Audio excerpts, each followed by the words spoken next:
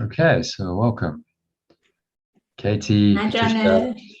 Hi, Patricia. Hi, Nice to see you Janet. again. Glad you could make it. So Katie, you were saying just you got some resistance. You're just letting go in every instance. And saying, okay, Holy Spirit, you do it.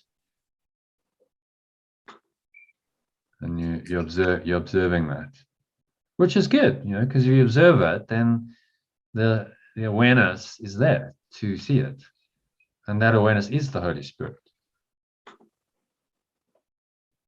So if you can see that and really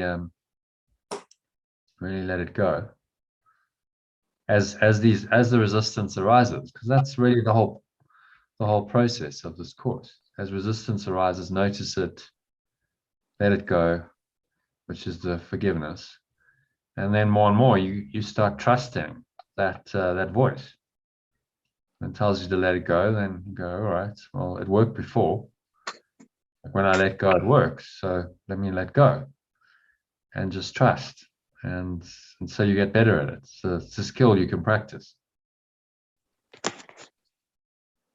That's right, yeah. Hence, the title of the course, The Art of Letting Go. As you practice it, you get better at it.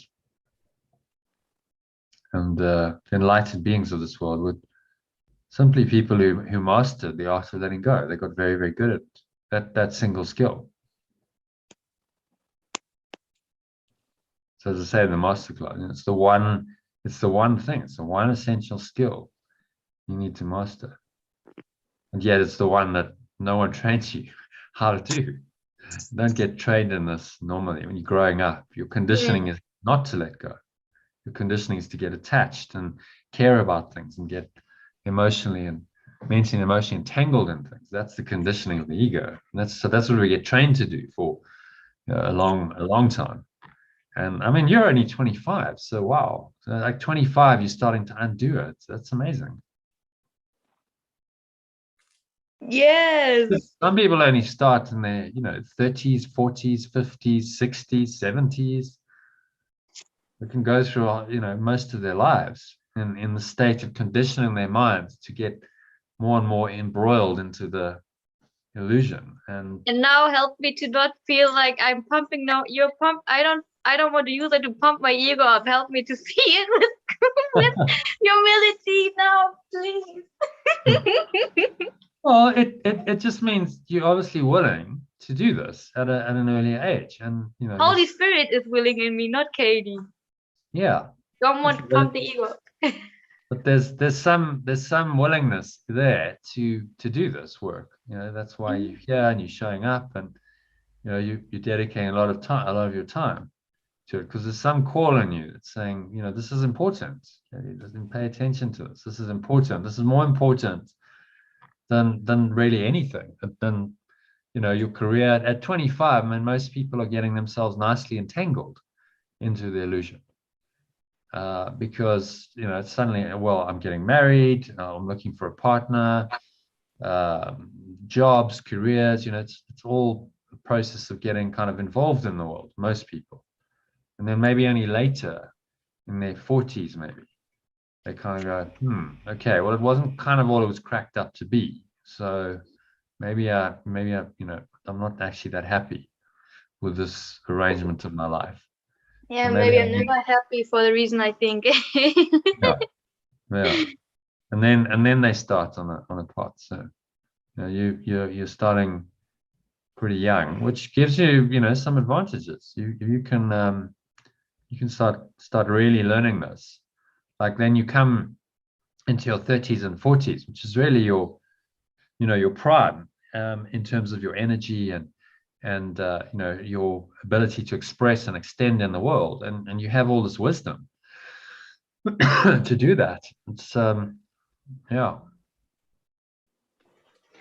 So the Holy Spirit's guiding you. I mean, I started when I was 30. What was it? 33, I think. Started reading the course, and I'm very grateful. That was, I suppose, fairly young, just about the right time.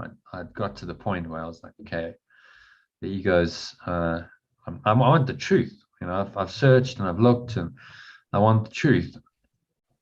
And then find the course, and I guess I just dedicate. I was like, well, this, I asked for it, so this is it. Let me study this and let me apply myself to learning this, because honestly, I don't fully get it. I know I don't fully get it, so I need to really dedicate myself to it. And that's what I've done. So the same thing. You found this amazing teaching. It becomes your spiritual path. You dedicate yourself to it, and if you do it, you will find the truth. It's inevitable. And you start coming into a full realization, full surrender, really. That's what this is about. Full surrender to that presence in you. And it does take a little bit of time. So just observe as these things arise. You see the resistance, and then, okay, well, I can actually let that go. I can let that go. I know how to let it go. I want to let it go, so I do let it go. And then that's another forgiveness lesson. And that's how you advance on this path. And I make it to a forgiveness lesson, because if I would let it go, it wouldn't be any more forgiveness lessons. So everything, and because I believe that I'm here, everything is a forgiveness lesson until it's all forgiven. Then I'm feeling like I'm not here. Or maybe I will not even be here. Like when you raise about 600, or I don't know what calibration of David Hawkins, your body energy will be so high that you can choose you want to go or to drop out of the stream. Yeah. Well, I think he was talking about, let me share my screen, lesson, he's talking about 600 to 700 to 1,000 on the scale. Let's just find it for you. We'll bring it up. So yeah. So I think once you get into these higher reaches, 700 to 1,000, as he calls it, it's ineffable pure consciousness. Then you could leave anytime. You're ready to transcend beyond 1,000. You don't exist in human form. You leave the body. At peace, I can go. But if you're at peace, here's the paradox. If you're really at peace and you're in these, there's no reason. It's just like, I'm fine, like exactly as I am. The body's okay for a bit. I can manage it because I'm at peace, even though I'm in a body. I know it's not my home, but I'm at peace with it. And then maybe a calling comes, and you're, well, actually, I have something to do in the world. My role is to help others on this path and help others awaken and rise up in their consciousness. In the end, with just hold on a moment. I'm going to mute yourself. So it's a process. This is a marathon, not a sprint. So just be patient. Trust the process. Trust the process. Yeah, exactly. You're still very young and very new in it. This is a lifelong path. It is. You keep on this. And you're just persistent with it. And you don't, some people drop in and out of the course. Some people dip in and out, and they might put the book aside for years because they get busy. But if you just stick to it and say, look, this is my path. I'm just going to integrate this into my life. I'm going to keep practicing the workbook lessons. I'm going to keep reading the text. It's just, it's part of what I do. And you just get into that habit of regularly doing it. You have to evolve. You have to be developing spiritually and moving up the scale, gradually undoing these, these attachments. And then in some of the Buddhist teaching, they say, well, when you reach kind of these higher stages, because they have their own conception of it, there's like 9 stages or something, then you've only got 7 lifetimes to go. This is the kind of only 7, right? Okay, right. So once you reach peace, you've only got 7 more to. Well, I don't think I necessarily buy that, because who's to limit you? That doesn't mean that you can't do it in one lifetime. Yeah, why that- 7? What's more because like that's, 7? who knows? That's again, that becomes a limitation in the mind. Someone has said 7, and that's entered into the tradition, and then they go, oh well, that's a fact. It's a bit like the doctor saying, oh well, you've only got 6 months to live. Like, how do you know?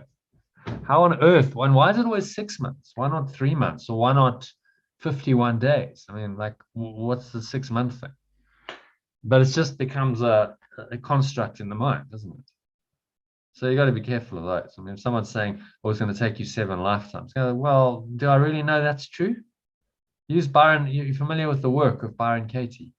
I asked. Oh, so those 2 questions, can I absolutely know? Do I know this is true? And then she asks it again, can I absolutely know that this is true? Most things you just can't. You can't say, like, I absolutely know that that's true. 7 lifetime. It's pure speculation. Someone says it, but I can't absolutely verify it's true. So therefore, maybe it's not true. And then this is how you undo your limiting beliefs. It's like, well, no, actually, maybe it's not true. Maybe I could do it in 1 lifetime. In fact, Jesus is saying you can do it in 1 lifetime. He says over and over, if you're just willing to do this, then you can. And just follow my guidance, and you don't have to understand fully to start with, fortunately, because as I said, it would be circular to expect you to understand fully and then still practice. Well, why would you need to practice then? So he's a good teacher. It's saying, yeah, I know it's a process, and I'll guide you through this process, and just keep on with me. And you've got me and the Holy Spirit as your guide. We're really one and the same presence, and it's all going to be fine. Just be willing. And as you notice the resistance, that's part of your lesson for the day. Okay. And notice resistance. I don't want to give it up. I want to hold on to my own ideas. Okay. Well, I noticed that. And I do a forgiveness process. I do a workbook lesson. I do a meditation, and I just release it. I feel that stuck energy, and I'm willing to release it. And then each time you release a block, a little bit more light comes in. There's more willingness to listen next time. So it's a very simple process. There's no magic in this. It's very, very simple. But that's why it works. If you were saying, well, you've got to do this, and you've got to do this, and you've got to do this, and it's 100 things you've got to do for enlightenment, well, then it would be very difficult, and it probably wouldn't be true. You've just got to do one thing.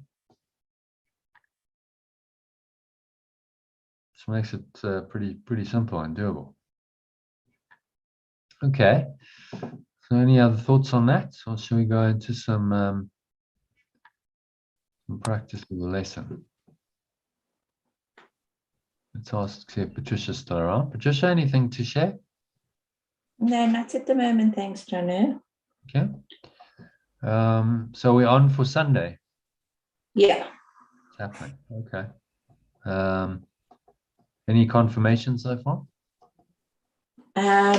Besides Hazel, no. Besides Hazel. Okay. I actually emailed Robin, and she said she's in Joburg, but she's not sure yet, so she might join the line.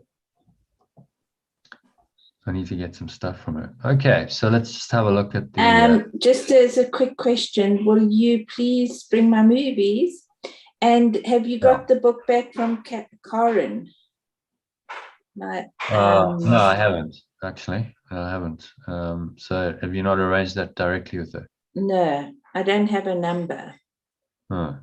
I don't think she's on our group. She's on your group. Yeah, she's on the ALG. Is she on our normal Saturday group? No, she's on the ALG Club members group. Okay. All right, so organize it. But I'll yeah, I might be going by. Is she Karen Luck? No, she's Karen Cater. There's 2 Karens. There's Karen Brown and there's Karen Cater. But I'll Okay, but some of them are just got numbers, they don't have names. So would you please Don't send know. me a number, then I can organize it with you. yeah, okay. I might be going to via Bryanston, so I could possibly swing by your house because it's sort of on the way. So All right. I'll give a ring afterwards. I haven't spoken to you for Okay. ages. Okay. Thank you. All right. Just send me a text on the morning if you don't mind, confirming, and then just say, please bring the DVDs, because they're right here. It's like I've actually just got to remember to put them in the car, in the scrum of. I'll put them in my laptop bag the night before. But Okay. are you doing the movie? Are you doing the movie evening tomorrow? Yeah. Yeah. So just say then, Jono, just put those in your bag now, and then I'll do it. Okay. All right. Okay. So shall we do a little bit of practice, or a little bit of reading of the lesson? Today I'm upset because I see a meaningless world. So more meaning lessons. These first ones are rich in meaning, or no meaning, as you might say. Everything is meaningless. So do you want to read the first paragraph for us? Who? Me? Yeah. Are we doing the first one? I'm upset because, yeah. Hmm. I'm upset because I see a meaningless world. The importance of this idea lies in the fact that it contains a correction of a major perceptual distortion. You think that what upsets you is a frightening world, a sad world, a violent world, an insane world. All these attributes are given it by you. The world is meaningless in itself.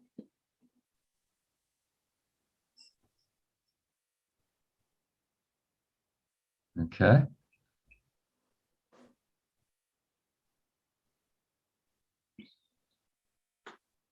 So I like that he says, you think that what upsets you is a frightening world, a sad world, a violent world, an insane world. He's really reminding us it's what we think, not what the world really is. Exactly. I've given everything I see all the meaning it has for me. And all these lessons work together, don't they? Mm. So the world is meaningless in itself. So we put the meaning on the world. Sometimes when I'm driving around and I'll see a dilapidated old building that you can see in its prime was, quite a magnificent building, and it's now just derelict and trees are growing through it. And that it always helps me to remind myself how easily the world becomes meaningless. The value we place on things. And so that always helps me when I'm driving around and I see something that most probably isn't that I have some sort of pity for almost. And to see how meaningless it is, even to me in that moment, is very useful to me to remind myself that I'm upset because I see a meaningless world. So you give it a meaning, then you will get upset, because there's now a value attached to it. And everything in this world is impermanent. This is the teaching. So if you look at today's quote, Eckhart Tolle says, well, what will be left? Do you want to read that quote? It's a nice one. Just let me make it a bit bigger. It's fine, I'll do it. I've got it. What will be left of all the fearing and wanting associated with our problematic life situation that every day takes up most of your attention? A dash, 1 or 2 inches long, between the date of birth and the date of death, on the gravestone. Sorry, I have to move you. just let me read this. Sorry. On your gravestone, to the egoic self, this is a depressing thought. To you, it is liberating. Can I read it again? What will be left of all the fearing and wanting associated with your problematic life situation that every day takes up most of your attention? A dash, 1 or 2 inches long, between the date of your birth and the date of your gravestone. To the egoic self, this is a depressing thought. To you, it is liberating. Sure, that is beautiful. It's very freeing. As I said, to the ego, it's depressing. So, oh, well, what's the point of anything? It's just a dash, and it's all going to come to nothing. And if you go to gravestones, I've done this, and you look at these gravestones, and you look at this dash. There's just a dash there. And you go, the person's entire life is contained in the dash. All of their hopes, their dreams, expectations, desires, addictions, hang-ups, whatever, special relationships, it's all in a dash. And you just kind of, the finality of that, if that doesn't start to wake you up from the dream, then nothing will. Because it's like, well, what was the point then of all of that drama? When it all comes to this, in the end, no one remembers these people. You go and you walk around these graveyards, no one remembers them. They just more than 100 years, no one remembers them. They're gone, and no one, like, who were they? Was their personality? What did they look like? No one remembers. Eckhart he's talking about his mother, and he said, yeah, well, it's interesting because, my mother's dead and all her friends are dead, and now I'm really the only person who remembers her. And when I'm gone, then no one will remember. She'll just be like a non-entity. And it's very humbling to recognize that your character, your dream character that you so value, you think is so important in this life, and there's all these things that are really important going on, it's just nothing. It's going to become nothing. In 100 years, I say, well, ask these questions. Why do I desire or fear anything when these movements of the egoic mind, what it desires or fears, are so impermanent?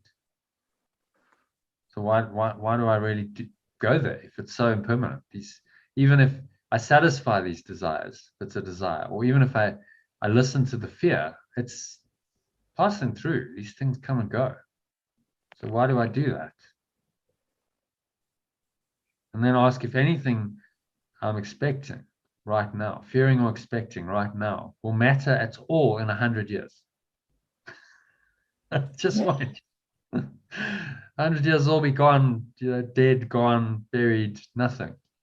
None of those problems will exist.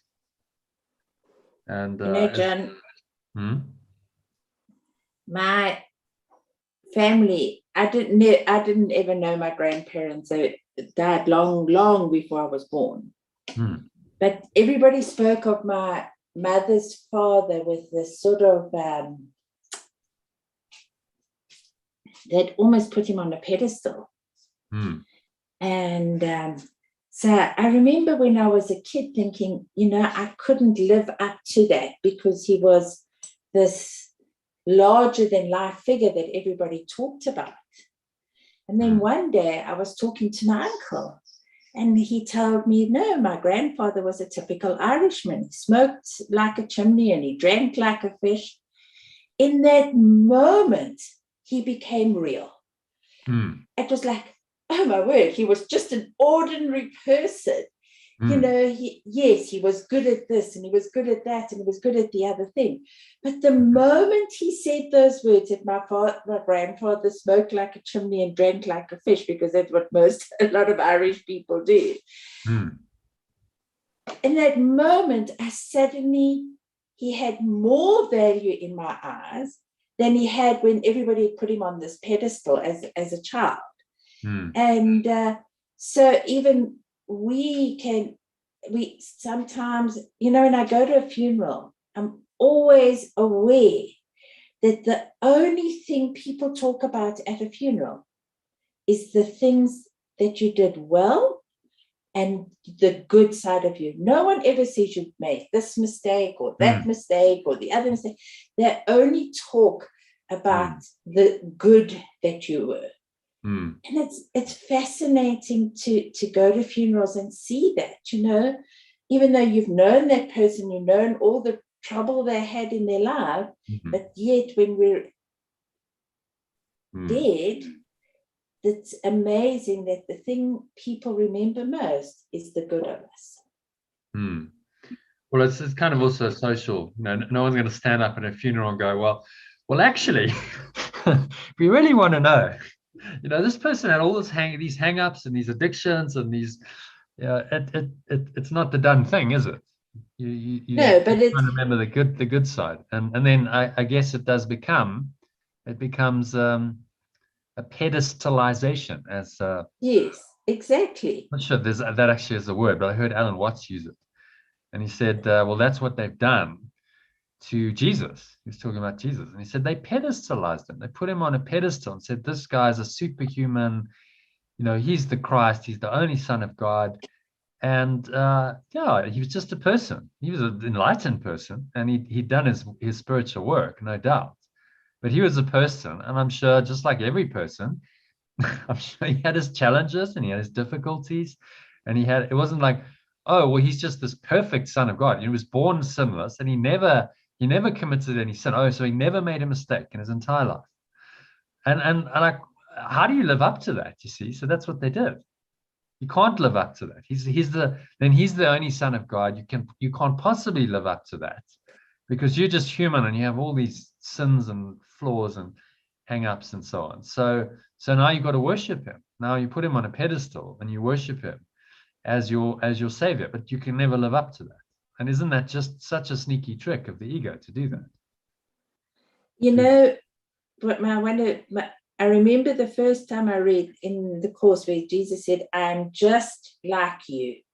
You know, I remember thinking, oh my word, you know, everything that I've learned at the church was just in that moment gone. And suddenly he was more real, just being like you and I, than he was as the Holy Son of God who could not commit any sin, that had died for my sins. In that moment, I remember reading it. Oh my word, you're so real in this moment. But I'd never felt like that before. Yeah, it's a mental conception that the church holds to, because that keeps it far away from you. See, you can't really ever attain it. It's like this goal that you're never going to really achieve. No, this is, you know, you need to become as Jesus is, but you're never going to do it because he was perfect and you're just a miserable sinner. I mean, it keeps the game going, doesn't it? You an eternal Exactly. and so you keep needing to go back to that church to try and get a little bit more, a few scraps, really. Sorry, I forgot someone visiting me. Hello. Oh, okay. You're on Friday this time. Yeah, no, yesterday was not here. Okay. I went today. All right, no problem. Thank you. You do your thing. Sorry, just with someone coming in to clean. All right. So what were you saying? No, it's just, it's that he was just like you and me. That makes this so much easier to understand. He just got it first, you know. That's what makes it this teaching so much more acceptable. And he had his difficulties, no doubt. I'm sure there were challenges. You know, he had to let it all go, let go of his entire life, went into the desert for 40 days, came out and was like, okay, now it's time. I've got to walk the talk. And he literally did, walked around Palestine for 3 years and just, you know, taught fearlessly and had all kinds of challenges thrown at him. Yeah. You read in the Bible, you know, people didn't accept his message, and they were always trying to Pharisees and the Sadducees were going to trick him. And he must have known, look, well, this is heading one way. Like eventually they're going to kill me because I can't keep pushing buttons like this and not have a reaction from the ego.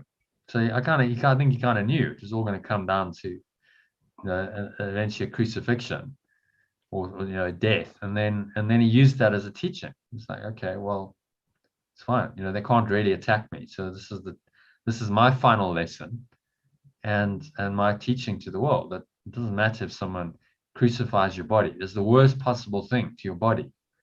You are still free. God is still there. You're still free. And so forgive them, Father, for they know not what they do. I mean, it's a massively powerful teaching if you see it for what it is. And of course, it got distorted in translation, and people are like, no, it's a sacrifice. God sacrificed his own son on behalf of salvation. And Jesus says, this was in 2 nights ago, I think. He says the very words are meaningless. This is a crazy idea that God would do that to his own son. Is just, and this is a God of love. Is absolutely nonsense.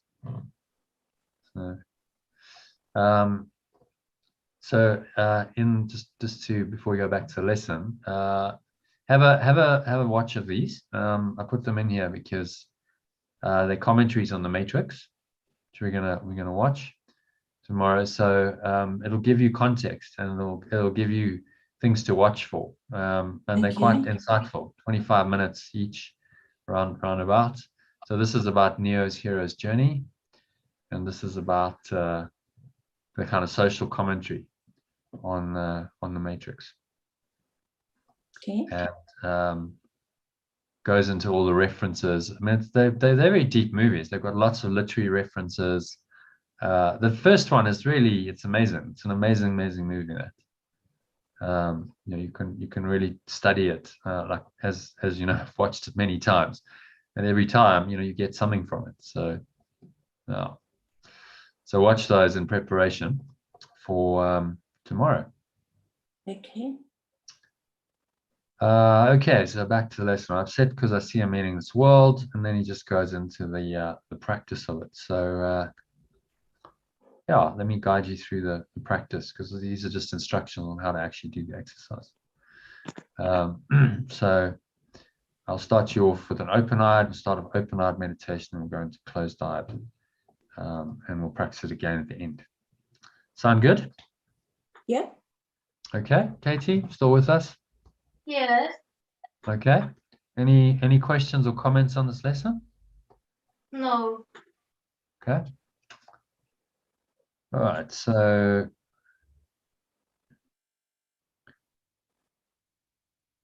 just get the recording going.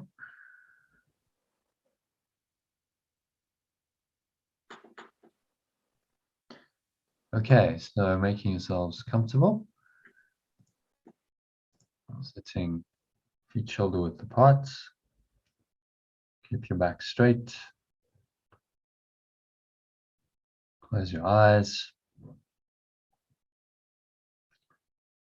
And start off by taking a nice deep breath in through the nose.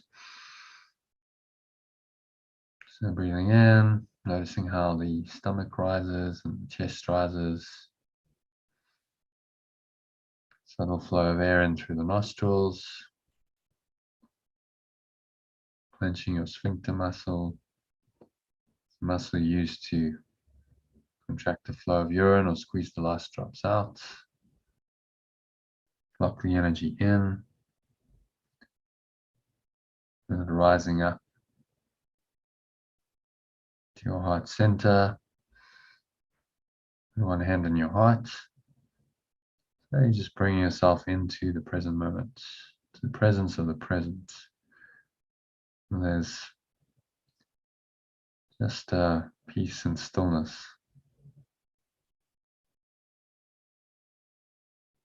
There's nowhere else to go, nothing else to do, just be here now. And observe your mind. So notice any thoughts going on.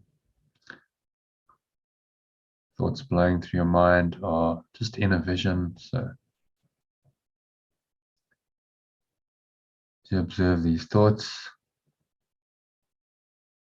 Say, I think I see whatever it is that they're showing you, a fearful world, or a dangerous world, or a hostile world, or a sad world, or a wicked world, or a crazy world, or an insane world, whatever descriptive term is. And if terms that are positive rather than negative come to you, then use those as well, because you're dealing in duality. It's nothing but a good world or a satisfying world. And so if that occurs to you, use them along with the rest. So you may not yet understand why these so-called nice adjectives belong in these exercises. But remember that a good world implies a bad one, and a satisfying world implies an unsatisfying one. All terms that cross your mind are suitable subjects for this exercise. So if you notice them, you're just going to let them go. So your mental and your emotional attachment to these things is what needs to be let go of. So you exhale out through the mouth, have a sense of just releasing. Letting go and releasing.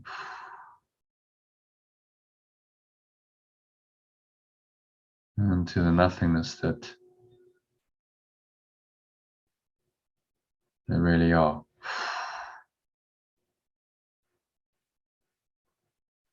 Just blowing them out with the breeze of your breath.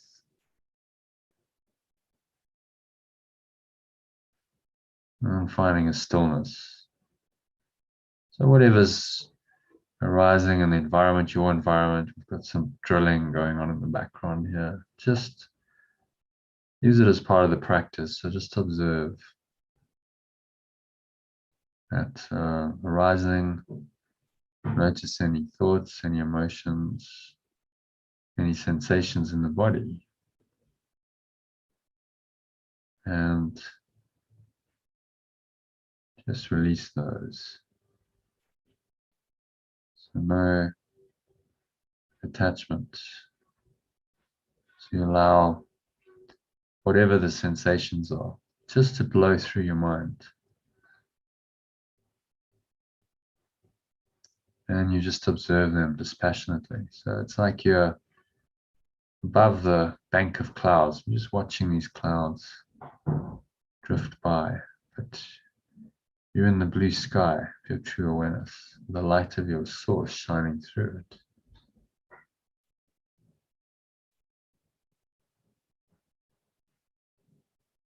And nothing can disturb your peace. You're above the battleground.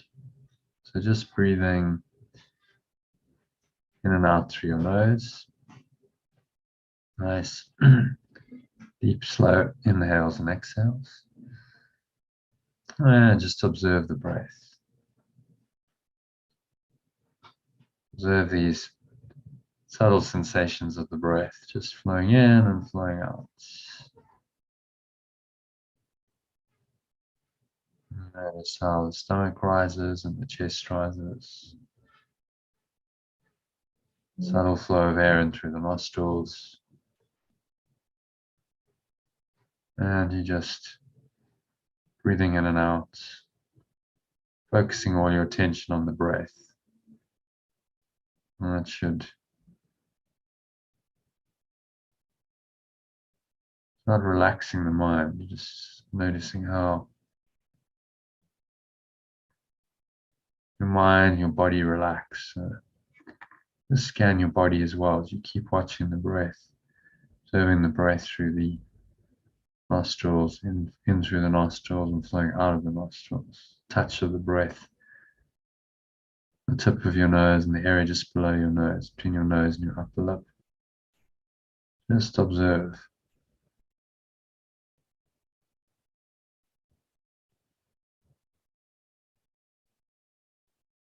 And get deeper and deeper into this relaxed state with each breath.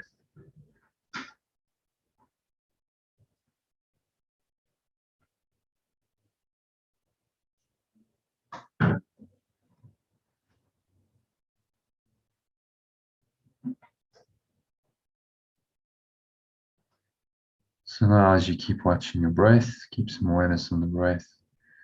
So imagine that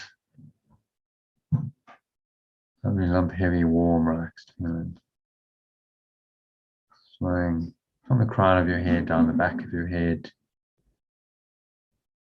through your face, relaxing your jaw. And just observe the sensations on the skin and deeper than the skin. Notice all these, whatever the sensation is, prickling, tickling. You feel the urge to scratch. So just observe all of that and don't move. Just observe it. Keep training your mind not to react to the meaningless stimuli of this world.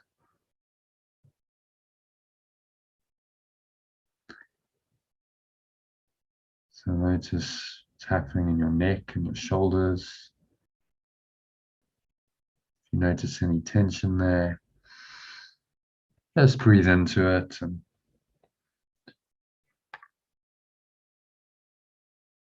feel some relaxation entering in, kind of maybe a warm tingling as you exhale. Breathe it out, just let it go. Drop your shoulders down. Roll them forward, roll them back, and feel some kind of relief. You might feel a little bit of warmth, a little bit of tingling. Just notice all these sensations. Notice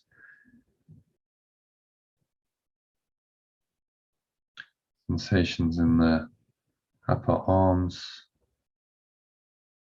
You feel a limpness, a heaviness, a warmth, a subtle flow of energy flowing through from the one side to the other. So notice what's going on in the skin, but also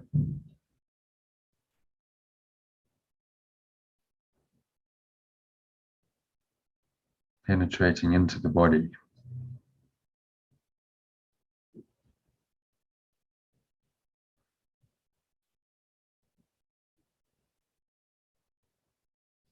There's the sensation in your triceps and your biceps, your elbows, forearms, your wrists, hands, and your fingers. Noticing all these things from this very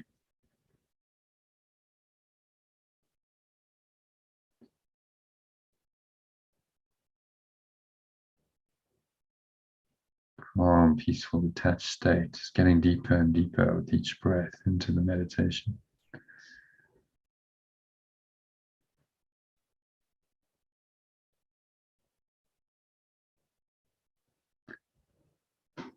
So run your awareness all the way back up from tips of your fingers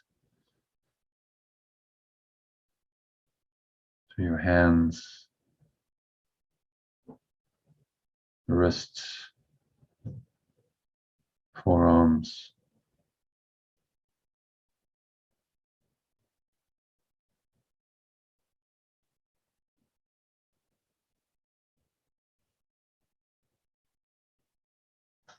to your elbows, upper arms, triceps, your biceps. Breathing into your neck and your shoulders, noticing any tension there. And then just being willing to release it. So exhale, exhaling it all out into the nothingness that it is. You feel a warm, tingling sensation in the neck and the shoulders.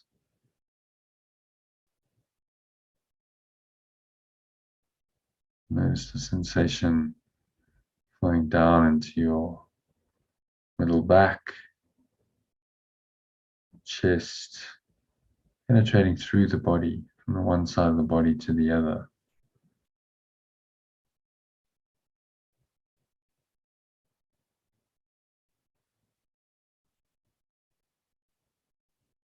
Notice what's going on in your stomach. Stomach. Feel a softness, a warmth, heaviness, whatever the sensation is, just notice it. On the skin as well as penetrating through into the inner body. Notice what's happening in your back.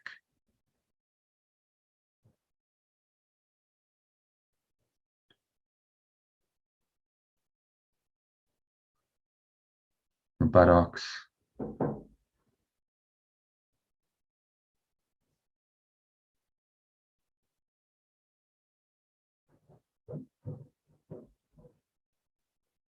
Your groin.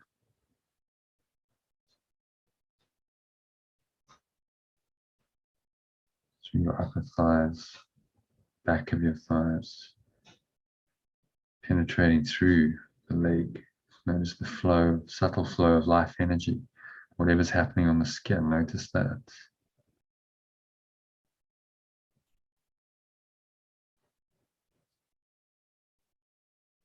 Notice your knees, shins, your calves, ankles, feet, and toes. Just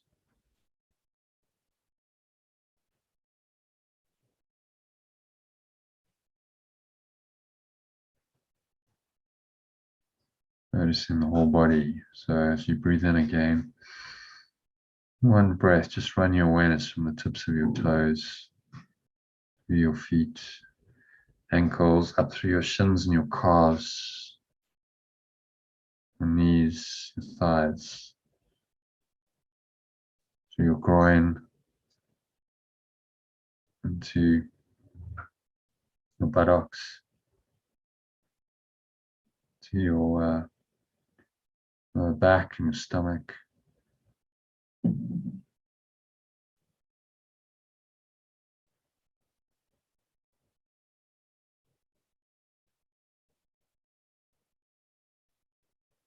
your chest, your heart center, your upper chest, and up through your arms, from your fingers, your hands, your wrists, forearms, elbows, upper arms, neck, shoulders. Just breathe in and feel this flow of energy throughout the body, flowing up and through the back of your head, the neck, into your crown, through your face, relaxing your jaw.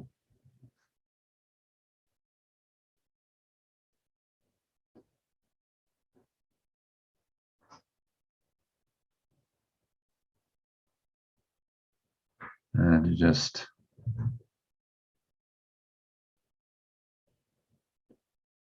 smile.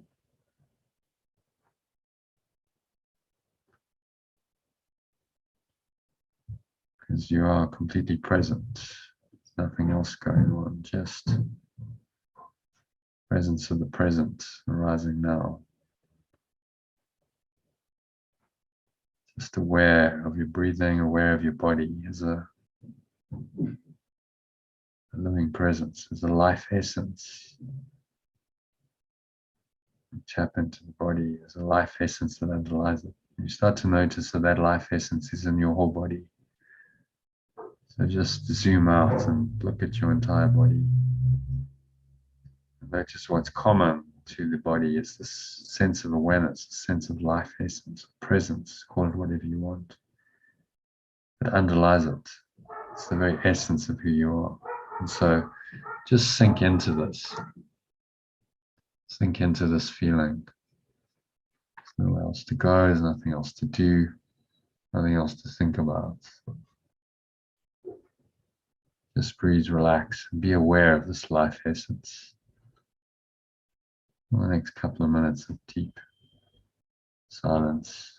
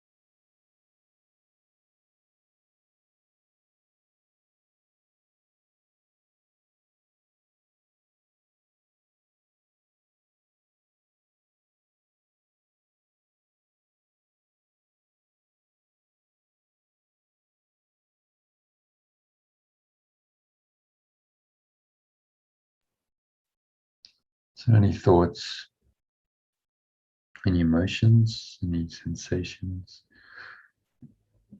that you notice arising, just observe them casually and kind of release them using today's idea. Somebody say to yourself, they're at all upsetting, or at all disturbing, even a minor disturbance of your peace. I'm upset because I see a meaningless world. It's your interpretation of the world, the meaning you give to the world. That makes you upset. Underlying all of this is the upsetting thought that actually none of it means anything.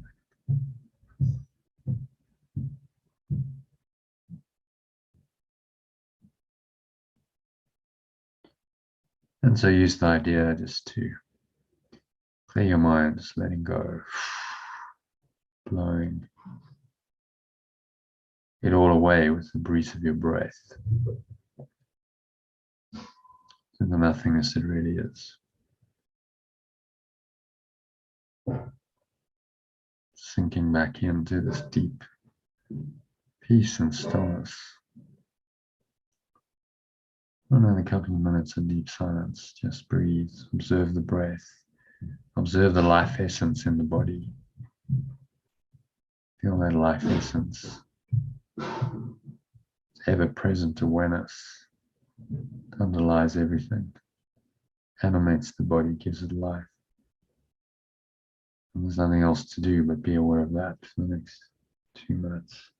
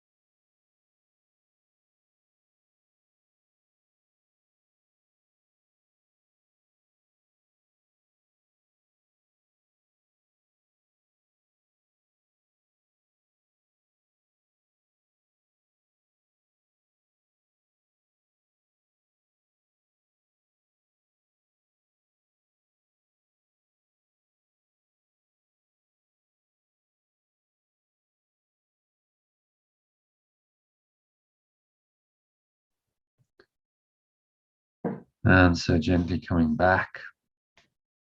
It's an awareness of the body and the breath and the senses and the world. And on the count of 3, you're going to open your eyes. So 1, just breathing in, noticing how the stomach rises, the chest rises, and the subtle flow of air in through the nostrils. Just pausing at the top of the inhale, smile. Scan your mind again, notice any thoughts blowing through your mind, particularly anything that feels at all upsetting. Minor disturbance to your peace is actually the same. It's the same thought system as intense rage. So notice any little irritation, scraps of anxiety, a little bit of sadness, whatever it is. Breathe into it and remind yourself that I'm upset only because I see a meaningless world. Truth is upsetting for the ego, but for you it is liberating. To realize that none of this matters. You can clear all of it away. Debris of thought and emotion that darkens your mind, as Jesus calls it. And just let it go. So exhale now with your breath and release it out through the mouth, just dropping it away to the nothingness that it really is.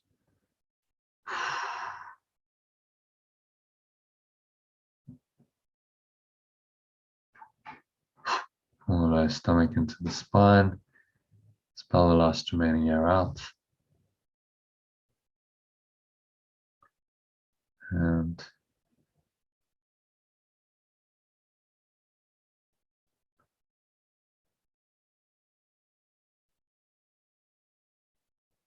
just rest. In this peace, notice the weight of your body just anchoring you. Count of 2. Your feet are touching. Notice subtle flow of air on your skin, perhaps, what you're feeling in the body, touching with your hands. Breathing in, noticing any smell in your nose, notice any taste in your mouth. Notice what you're hearing, surrounding environment, whatever the sounds are, just allow them to arise and then they pass away. So just arising and passing away. So you observe the impermanence of everything without attachment. And notice how peaceful you feel when you do that. So now on the count of 3, you're going to open your eyes. So just look around very casually. So just glancing through the circumference, just a slow gaze. You slowly shift your glance from one thing to another in a fairly constant time interval. So it's very relaxed, very casual. Don't allow the time to become longer or shorter, just to keep a measured and even tempo. Remind yourself that what I'm seeing doesn't matter. You teach yourself this as you give whatever your glance rests on equal attention and equal time. And this is a beginning step, learning to give them all equal value. So as you look about you, say to yourself, I think I see a fearful world. I think I see a dangerous world. I think I see a hostile world. I think I see a sad world, a wicked world, a crazy world, and so on. Just using whatever descriptive terms happen to occur to you. And use whatever arises. If it's a good term, then use that. If I think I see a good world, satisfying world, or a bad world, it's all the same. The seeming quality doesn't matter. And so there's no difference between whatever you see. And then just at the end of the exercise, say that I am upset because I see a meaningless world. Just let that kind of sit with you for a few seconds. Notice how you're feeling. Hopefully quite calm, peaceful, detached. This is another exercise in letting go, undoing attachment, your meaning that you've given to the entire world. As you said, it's another part of the correction process, contains a correction for major perceptual distortion. So we think that the world has these qualities. We think the world has this meaning and it can upset us. And in truth, we're upset because we see a meaningless world. The ego is very upset by that thought because it's attached to the world, thinks it has a meaning. But actually, this idea, I'm upset because I see a meaningless world, can free you from all attachment to the world.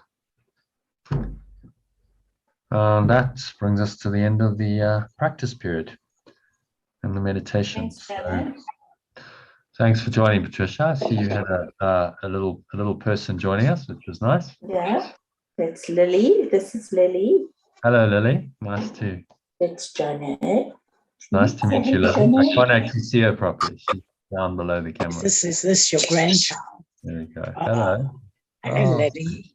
Hello, Lily. He's my youngest grandchild. How, so all the people can see you. oh, So I've come to sleep at my granny's house. okay. Oh, that's She's exciting. very fond of her gran. Now, the sleepover. Okay. And how old is Lily? Yes. She just turned 3. She just turned 3. Oh, wow. But she's very shy with other people. She's All right. the family know, but with other people, she's very shy. Okay.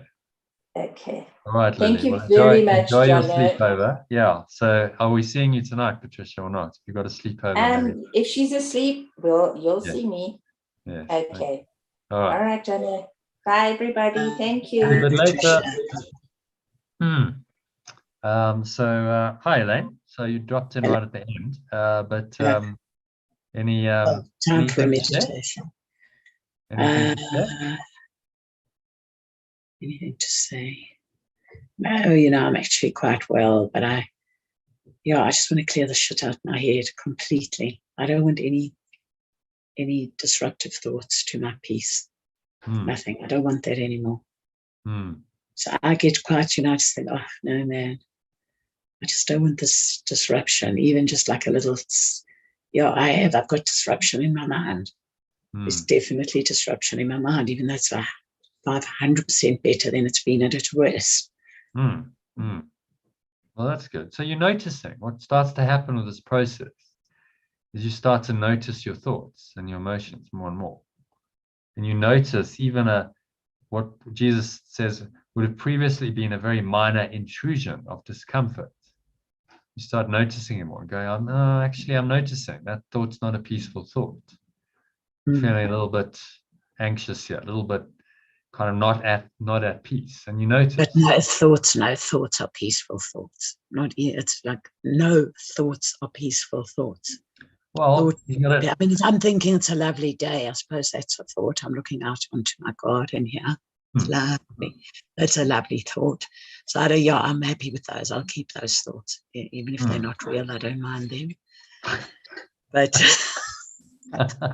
but as he says here, apply this indiscriminately. So you might be looking around the world and then you say, oh, well, I see a lovely world because my garden's lovely. And then he's saying, well, just apply the idea. Actually, it's all meaningless. But it's not, it may be meaningless, but it's not disturbing. Yeah. Whereas some thoughts are meaningless and they are disturbing. And I have a problem with the ones that disturb my peace. But what he's asking you to do, you see, is apply it indiscriminately to all your thoughts. So you start recognizing that this entire domain of thought that you think is your life is not true or real. So anything you're thinking about this world is simply meaningless because it's not there. It's not true. And so you clear your mind. It's that he talks about that neutrality. It's just going into that space of it doesn't matter what I'm seeing. I'm rooted in my pure formless awareness. And that's all. So what he's doing with these exercises is trying to help you let go of your psychological and emotional attachment to the world, cutting these cords, because we're so wired into this world that we have these things arising, and then we get triggered. So our perceptions then trigger us into a state of mind which is not pure formless awareness, and that's happening all the time. That's how this world works. Mm. So it's asking you to become aware of this. Use these simple mind training exercises to start undoing the pattern, to start undoing your mind's attachment to the world. That's the methodology here. And so that's why it says just be indiscriminate, apply to whatever. There's no exceptions. You know, you think something's good, well, apply to that. You think something's bad, apply to that. But I don't know if I can quite understand, because if I look out, okay, onto nature and I see the birds, and I think, gee, I kind of feel like I can get into some sort of, yeah, you know what I'm saying is it doesn't, it actually facilitates getting into formless, you know, pure formless awareness, like a beautiful visual, okay, that you might think, gee, that's really beautiful. So I hear it's, you know, maybe an illusion, but the thing is it can facilitate you actually getting into that space, as opposed to thinking whatever shit we think, you know. Yeah, well, what he's saying like, is I sort of feel like this shit is in my mind all the time. These thoughts, even if they aren't thoroughly, you know, some of them are disturbing, some of them are just irrelevant, but they're still disturbing. Some of them are disturbing because they are disturbing. Some of them are like, I don't know, thinking about, oh, well, this weekend's come up and I need to pack my bag and I need to, and then think about this, you know, sleeping bag and this and that. Okay, it's not disturbing, but it's disturbing to, so there are actually three categories. You get the disturbing to disturbing, like my friend, who I have to still do some more writing about. That's disturbing. Right, that's kind of shit I really do want to get out completely. And there's a lot of that, you know, and I kind of like, yeah, it just seems to be so freaking ubiquitous, you know, it's like it just keeps popping up. So there is that sort of thing. And so whether it's the family or the this or the that, okay. And then there's just like the to-do list or something like that, you know, things you need to get together, which is kind of, yeah, it's not disturbing, but it's disruptive. And then you get pleasant thoughts that are facilitating to getting into that headspace. But remember what he's saying here. He's saying, so maybe read this paragraph. So look about, you want to read paragraph 3. As you look about you, say to yourself, I think I see a fearful world, a dangerous world, a hostile world, a sad world, a wicked world, a crazy world, and so on, using whatever descriptive terms happen to occur to you. If terms which seem positive rather than negative occur to you, include them. For example, you might think of a good world or a satisfying world. If such terms occur to you, use them along with the rest. You may not yet understand why these nice adjectives belong in these exercises, but remember that a good world implies a bad one, and a satisfying world implies an unsatisfying one. All terms which cross your mind are suitable subjects for today's exercises. Their seeming quality does not matter. So let me read this again. You may not yet understand why these nice adjectives belong in these exercises, but remember that a good world implies a bad one. That's the point. Is that even if I'm trying to sort of ingest this, that if I'm saying it's a good world, the birdies are singing, the trees are beautiful, the the leaves are rustling in the wind, that implies that the other end of the continuum is something ugly or bad, right? The other end of so you need to just take it out of the equation, good and bad. Just he's trying to collapse. You can't take the one. Yeah, then you have duality. As soon as you say something's good, then you have duality.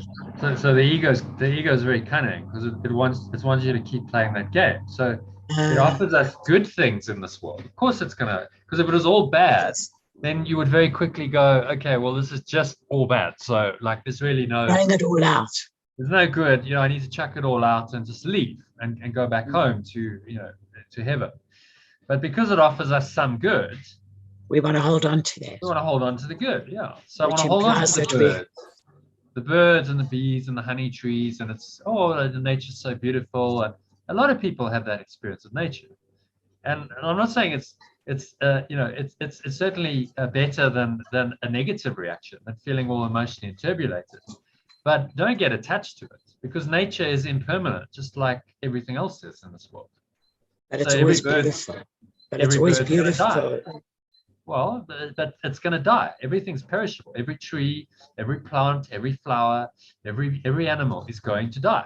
It's impermanent.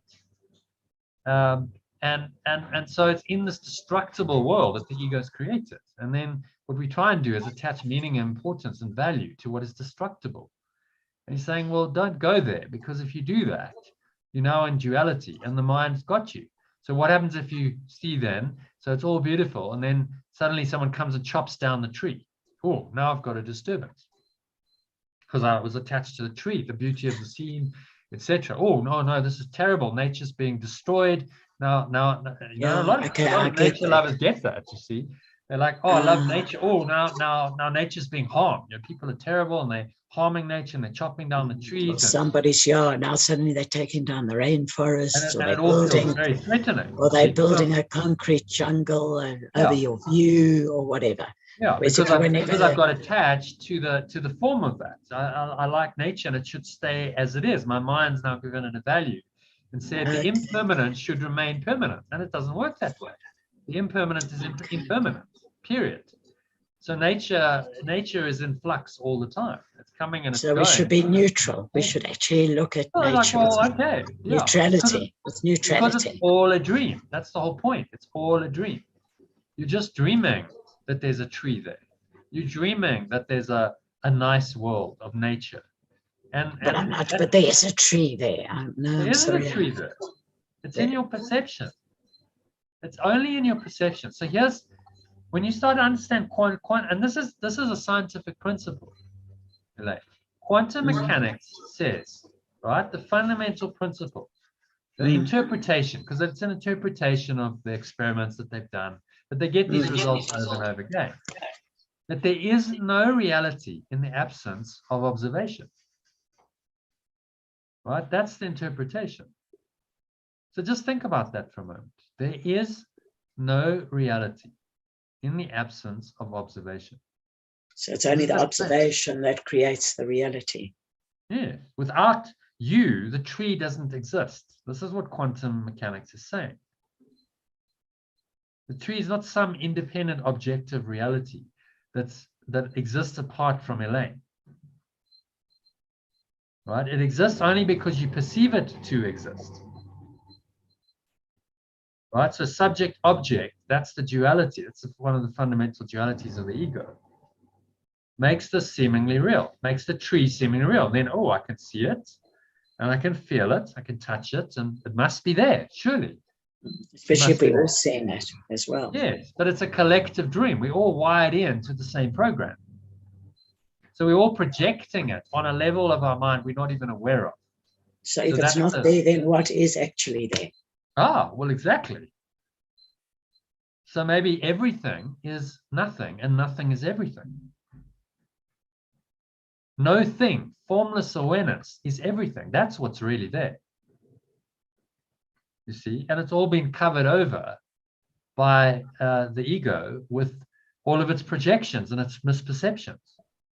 And then, as you say, it's everywhere. It's my thoughts are, it's like everything.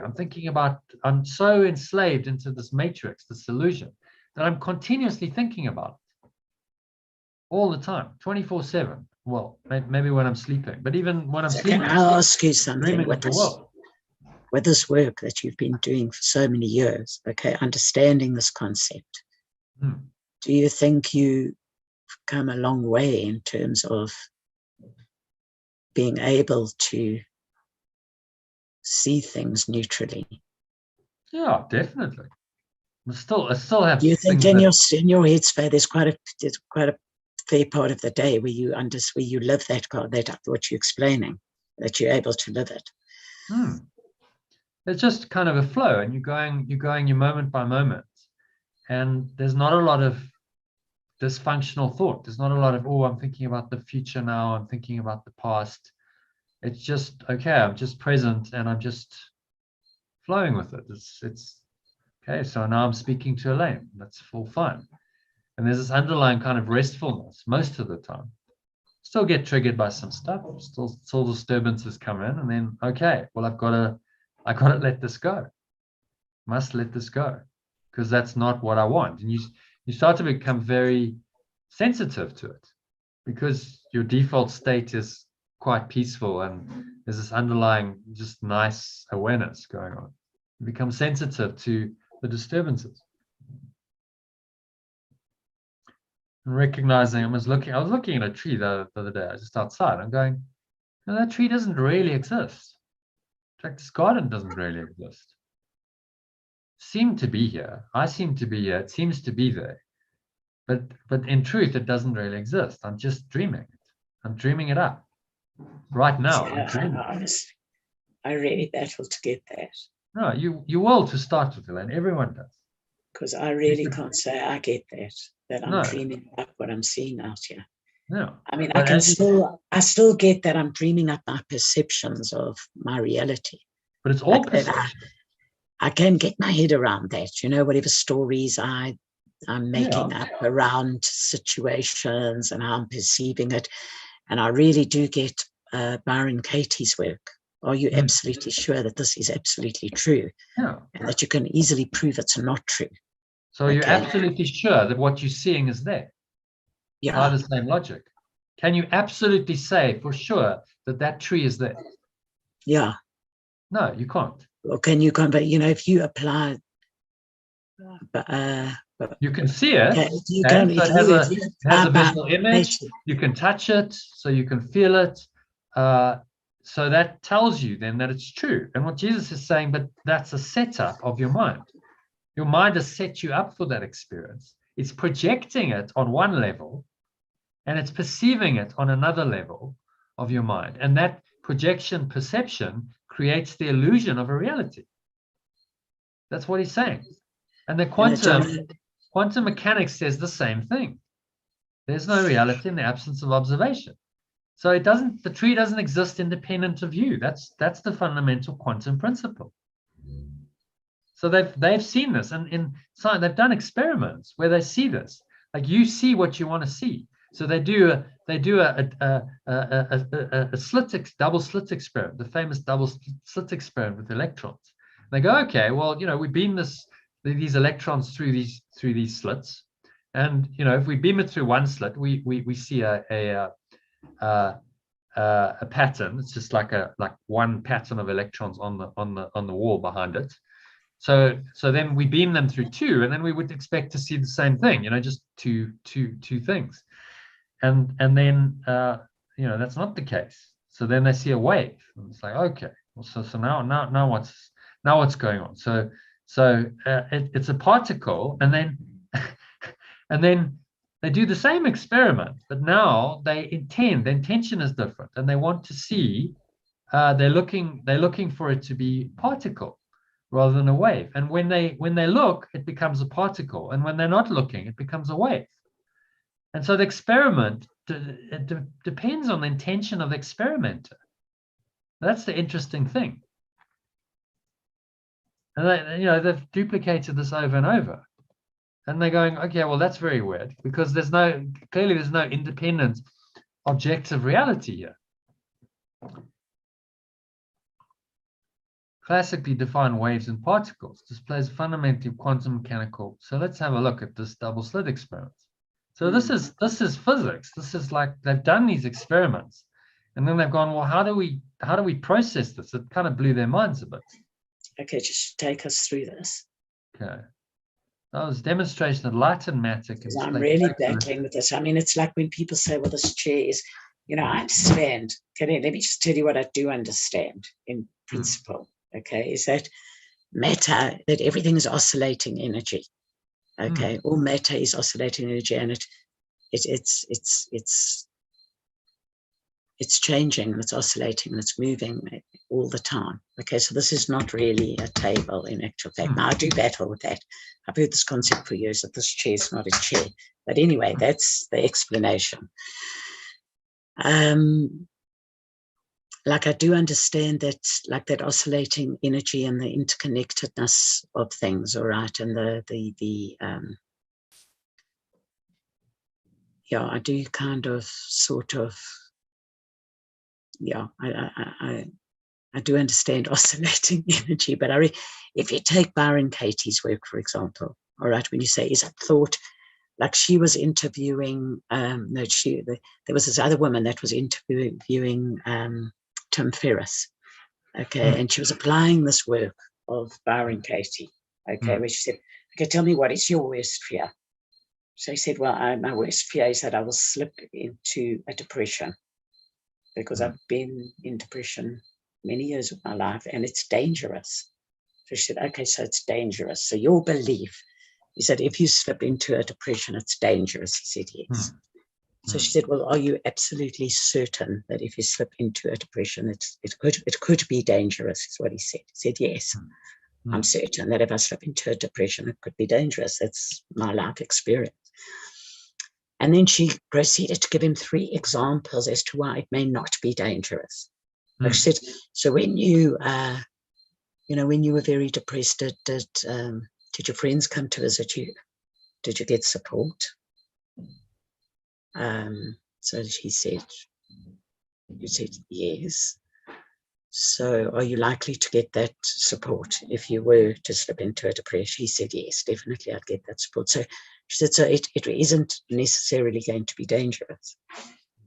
She took that as one example, and she gave him another 2 examples as to why it's not necessarily going to be dangerous. Like he could actually go into a depression and it may not be dangerous. It may not become sort of life-threatening where you start to feel suicidal. It may not be like that. So that's the kind of analogy that I'm drawing here, okay, between the tree, if it's real or it's not real, versus our thoughts, if they're real or they're not real. But you understand that the depth of the matrix is that our mind has projected the entire so-called real world, this material world. It's projected it to set us up for continuously thinking and feeling in a way that denies the truth of who we are. So this was the insight I had when I did this Vipassana, when I had that experience. It was so clear, crystal clear to me in that moment, that we had projected this world, this entire illusion. And the only purpose of that was so that we could justify the thoughts and the emotions that covered over this pure formless awareness that I just experienced. That's the only point of the world. And the two go hand in hand, you see. So the projection of the world is not independent of your thinking. There is no reality in the absence of observation. So your perception and the projection are not somehow separate, independent things. This is one thing going on in your mind. It creates the illusion of a reality, but it's so deep, we don't even know we're in it. We've accepted that this is now our new reality. But yes, there really are things. There really are people, places, events, birds, trees. But this all really exists. Our perception of them is true. And now we're thinking continuously about these projections. And then we have, so what you're getting is, yes, okay, my perception of it, how I'm thinking about these things, yes, I understand that. But go a level further, but I'm projecting all of this. This is coming from my mind, right? The universe is not independent of your mind. Sorry, just one sec, yes. What? Oh, you did bring it for me? Yeah. Oh, thank you. You know what? Can you just excuse me a sec? Can you give me a minute? Thank you. Yeah. Okay. Katie, you still there? I'm listening. So, what are your thoughts on? You've probably looked at quantum mechanics and so on. What are your thoughts? Yes, like you said, we're so wrapped up in it that we're not even aware of how wrapped up we are. Yeah. almost yesterday I was looking at defense mechanisms of the ego and psychology. Very interesting to me how many. I can show you a picture. Oh wait, I can send you a link. This was a funny meme. I think Okay. Sorry about that. Yeah, so sorry, was I interrupting there? Is Katie talking? No, that's fine. Oh. So yeah, it's So going to are you take a while saying to that get your head around this because it's such a deep concept. But this, I know, I'm really battling. yeah, Hey? but just keep working at it because what he's trying to say is, yes, he's working with your perception and he's saying, yes, your perception is all, you know, it's in your mind. And so you get that. Okay, I'm thinking about this in the way I'm thinking about it. But it goes deeper than that. The whole construct of perception and projection is what we're questioning here. Okay, because this is a projected perceptual world. We project it from one level of our mind, we perceive it from another. And we do that so well that we don't even know we're doing it. We've forgotten that this is what's happening, right? It's happening subconsciously. So you're projecting right now the entire room around you. It doesn't exist in any independent reality apart from in your mind. This is the quantum principle. And it's also the principle that every mystic and spiritual master has said. The world is in your mind. The world is not out there. So And let's just say, for example, I want to take a hypothetical situation. If we were, say, brought up, just it's hypothetical, and people did not point out to us, this is a wall, this is a shelf, we use shelves to put things on, it's a hanger, it's a tree, would we all be viewing things completely differently? Well, yeah, you know, like would we both not be seeing the structure, call it a structure? I mean, so we are perceiving it. If I look at this tree, we are both seeing the same structure, aren't we? Even if we don't call it a tree, it's a structure. Are we both seeing the same structure? Well, we think we are. There's no absolute way of knowing that you're seeing exactly the same thing. We seem to be, but someone's perception, someone might be seeing really a very different version of the tree, a different colored tree, different texture, different structure, because perception is very variable and everyone perceives differently. So even within perception, we say we're all seeing the tree, but everyone's seeing differently. So is that absolute reality then? Or is it a perceptual made up reality? It's not absolute. So this is what he's saying. Your perception is not reliable. It's very variable. It's very changeable. No one agrees in the domain of perception, even on things like the tree. One person might see the tree and say, oh, no, the tree's that color. And someone might say, no, actually, I think the leaf is rather that color. Because how do we know they're seeing exactly the same thing? There's no way of telling. And so Jesus is trying to point us to the illusory nature of the entire construct of this matrix. And we're going to watch the Matrix tomorrow. So, like, yay, we'll help you. What are we going to watch it at what time? 8 o'clock, 8:30. 8:30, yeah, normal time. Oh, cool. I think I can't make it. Maybe we can watch it someday again. I don't know how many people will have tomorrow time to do it. So I'm kind of hoping that not everyone, so that we can do a second. I wouldn't mind watching it twice. I don't know as the answer how many people will turn up, so we'll just have to see. But there will be a recording. So cool.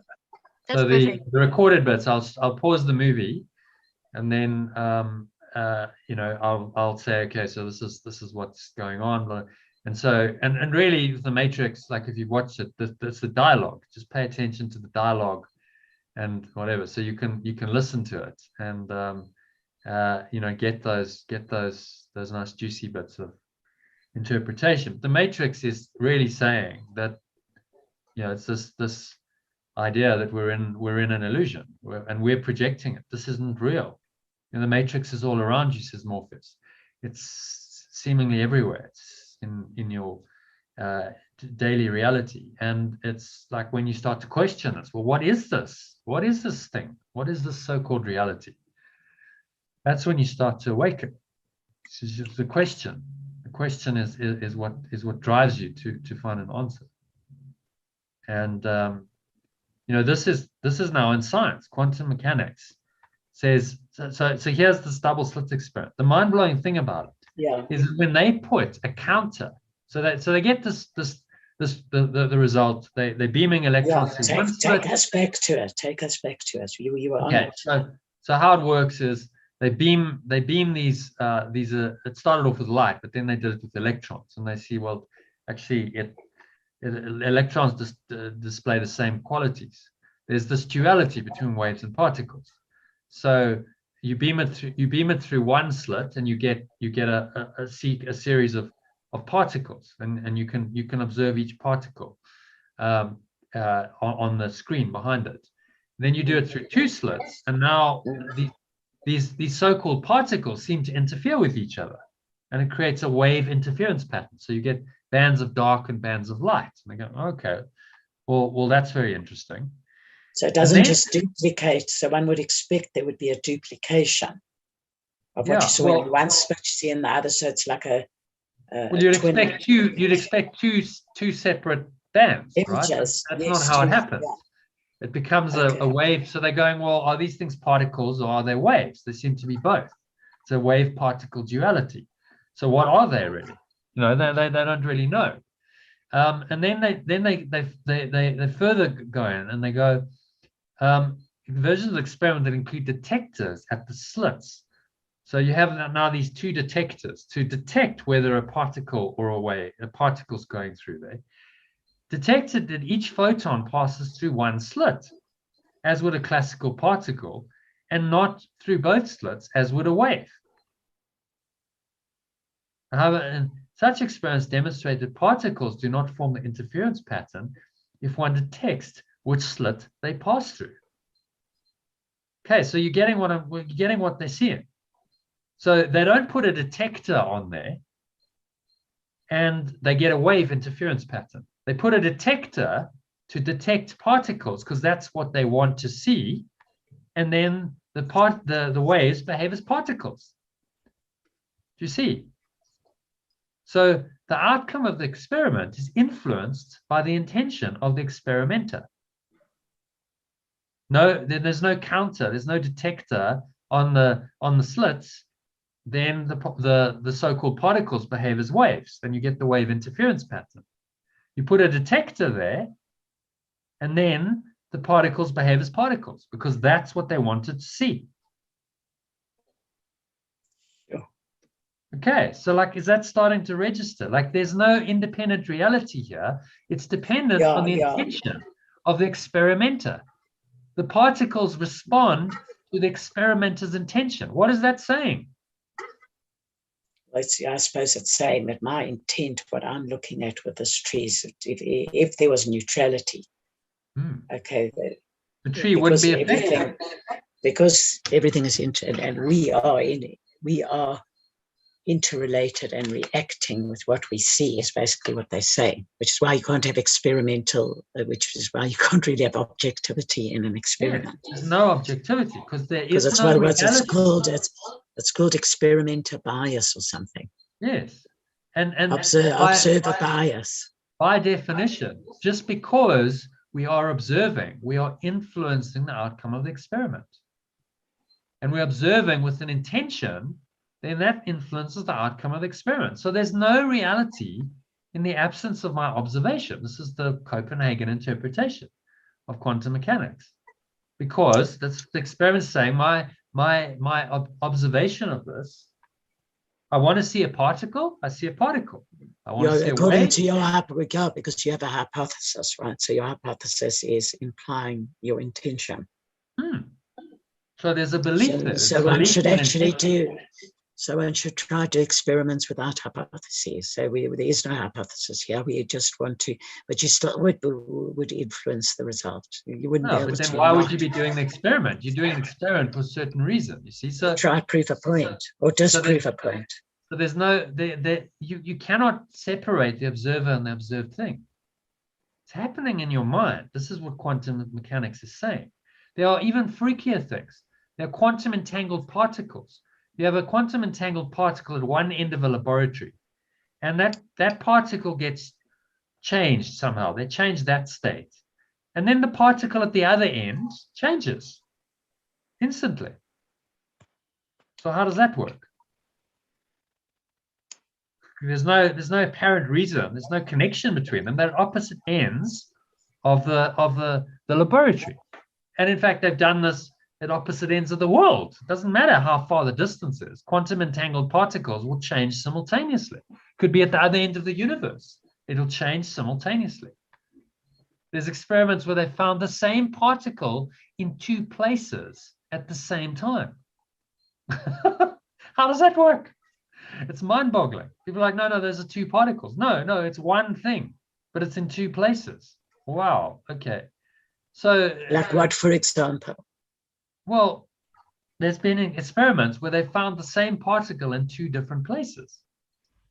And like they just can't get their heads around. So how's that possible? But this is the weird and wacky world of quantum mechanics. You go into the subatomic realm and it's like, whoa, like all of the so-called laws of Newtonian physics collapse.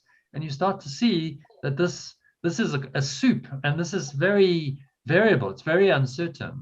And it depends on the intention of the person. So that's the fundamental kind of building block of this so-called reality that we live in. Very unstable, very uncertain, and completely influenced by the perception of the experimenters.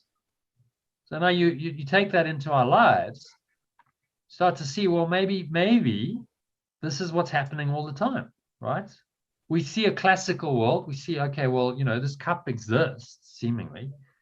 A series of electrons, molecules, and actually, I have no idea really how this even exists. I have no idea. Do you understand how that exists? How you can see it, feel it, touch it? And so, what Jesus is asking us to do is to question all of that and say, well, maybe it doesn't really exist. Maybe what you're seeing and feeling and touching and tasting and smelling is all part of a construct of your mind. That is not true. It's a setup by the ego. But if we're all seeing and touching the same thing and seeing and but maybe the same experience, is that maybe have we indoctrinated ourselves? Have we brainwashed ourselves? Yes. I mean, the fact that we have a common experience, we say, oh, there's a wave, there's a dolphin jumping out of the water. Have we all just been indoctrinated into thinking in a certain way? We've all done. No, what we've all done. Here's the, to go back to the metaphysics of this. You see the descent into hell. We had a thought of separation.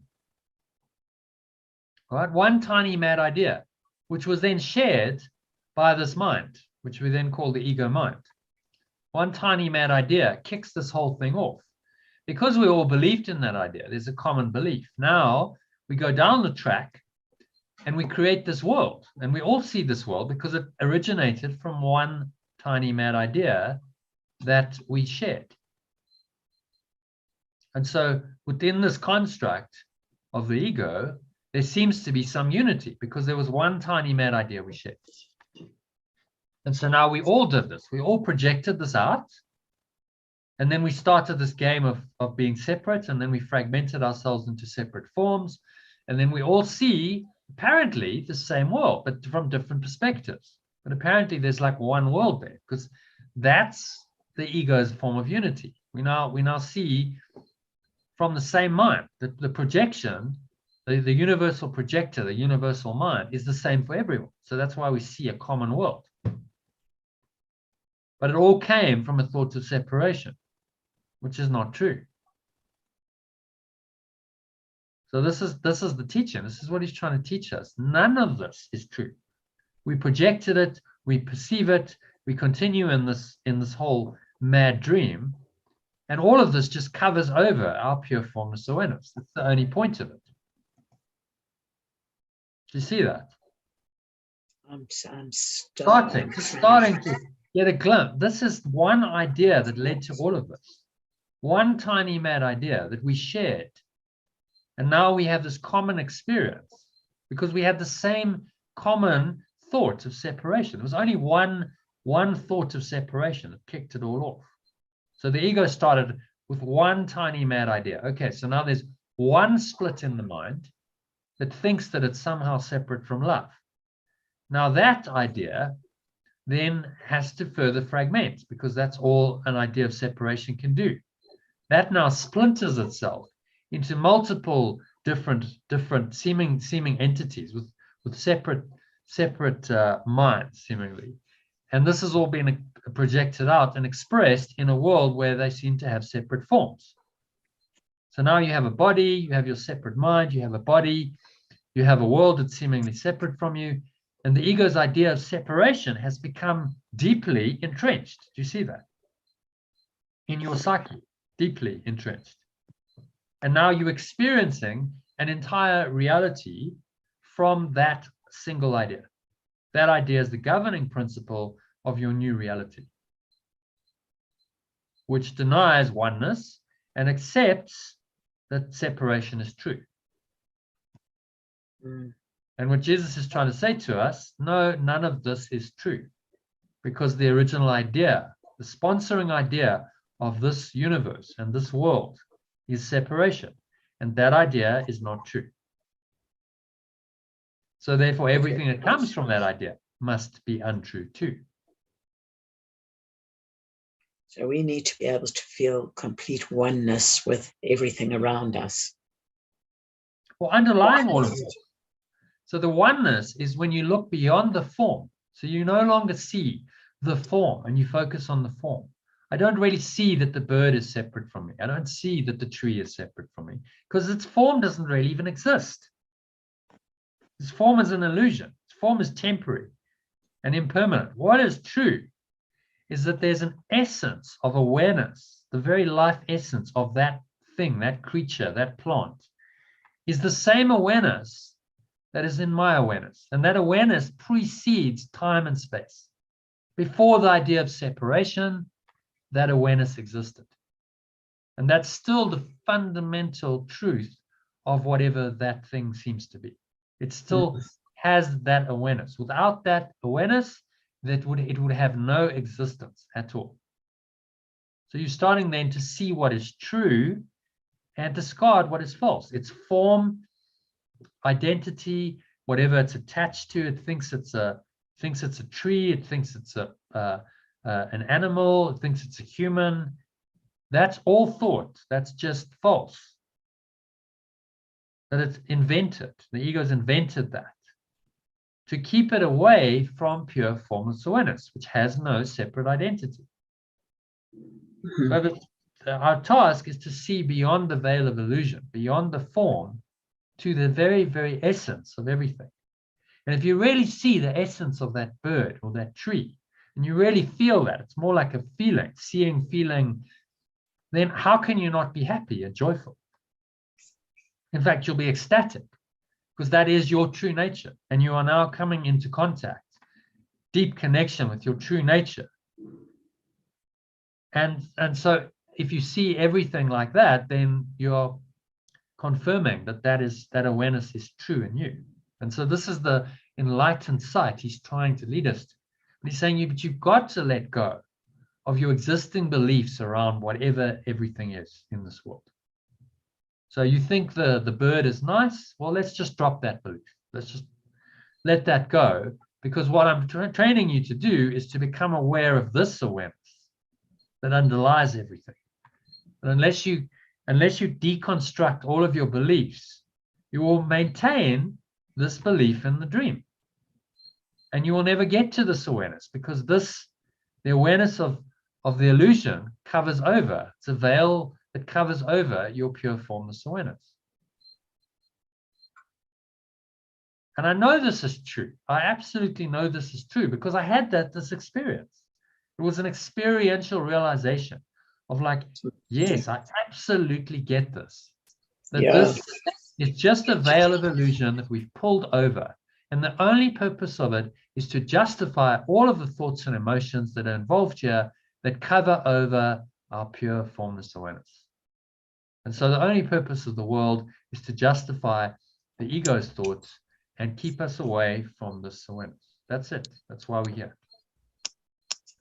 When you get that, it's like, well, very simple. Just let go of all this. It has no meaning. It has no purpose other than to obscure your true awareness. If you want this awareness, you have to let go of your belief in all of this. It's all got to drop away. So you got to decide, what am I committed to? Yes, you can have some nice experiences here, but then you have to deal with all the shit too. Then you have all the drama of the human condition. You have birth, you have death, you have everything in between, and around you go. And so, is it worth it? Is like seeing a nice tree or a nice bird, or is it worth all the rest of the stuff that you have to go through? And sooner or later, everyone, if you start to understand this, goes, no, it's really just not worth it. All of the pain and the suffering and the drama of human life, of this idea of separation, is just really not worth it. When I could have pure bliss forever. No interbulation, no disturbance at all, ever, of your peace of mind. This is what's being offered. Like I was expressing when I was when I joined the session, the disturbances. Yes, but you got to recognize that the disturbances are part of this whole construct. As long as you remain here, the separation, you will have these disturbances. Like Jesus is saying, look, there is ultimately no hope here. You're never going to find peace and happiness and love and everything you yearn for. You won't find it in the dream world, ever, because it's set up for you not to find it. The idea of separation denies it. So you have to look elsewhere. You have to look outside of the whole construct of the matrix. And the only place you're going to go to is this, pure formless awareness. That's it. That's all there really is. So you got to clean your mind of every idea of this. And that's quite a big task. It's like, whoa, okay, so every thought, every belief, every value, every intention, every fear, every dream, every desire, and so on and so on, all of it's got to go. I'm willing to lay all this aside and open myself to pure formless awareness. Does, the idea of past lives, does this come into the course at all? Or is that an illusion? He talks about reincarnation. It's but not. It's not a big part of it. It's actually in the manual for teachers. I mean, I'm just interested to know whether past lives whether this comes into the thing of influencing the challenges that we have. Yeah. So we have certain programs. You see, we have conditioning from our past, and that comes into our present. So let's go to the manual for teachers, shall we? This is like the FAQs of the course. So if you have a question like this, then he answers it. There we go. It's got one on reincarnation. So read the first paragraph. He'll give you your answer. In the ultimate sense, reincarnation is impossible. There's no past or future. And the idea of birth into a body has no meaning either once or many times. Reincarnation cannot then be true in any real sense. Our only question should be, is the concept helpful? And that depends, of course, on what it is used for. If it is used to strengthen the recognition of the eternal nature of life, it is helpful indeed. Is any other question about it really useful in lighting up the way? Like many other beliefs, it can be bitterly misused. At least such misuse offers preoccupation and perhaps pride in the past. At worst, it induces inertia in the present. In between, many kinds of folly are possible. Okay, so he's answering the question here. It's really useful in lighting up the way.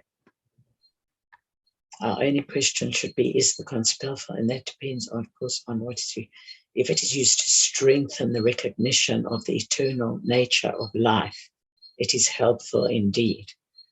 So you understand that it's helpful to say, okay, well, yeah, our souls we never really die.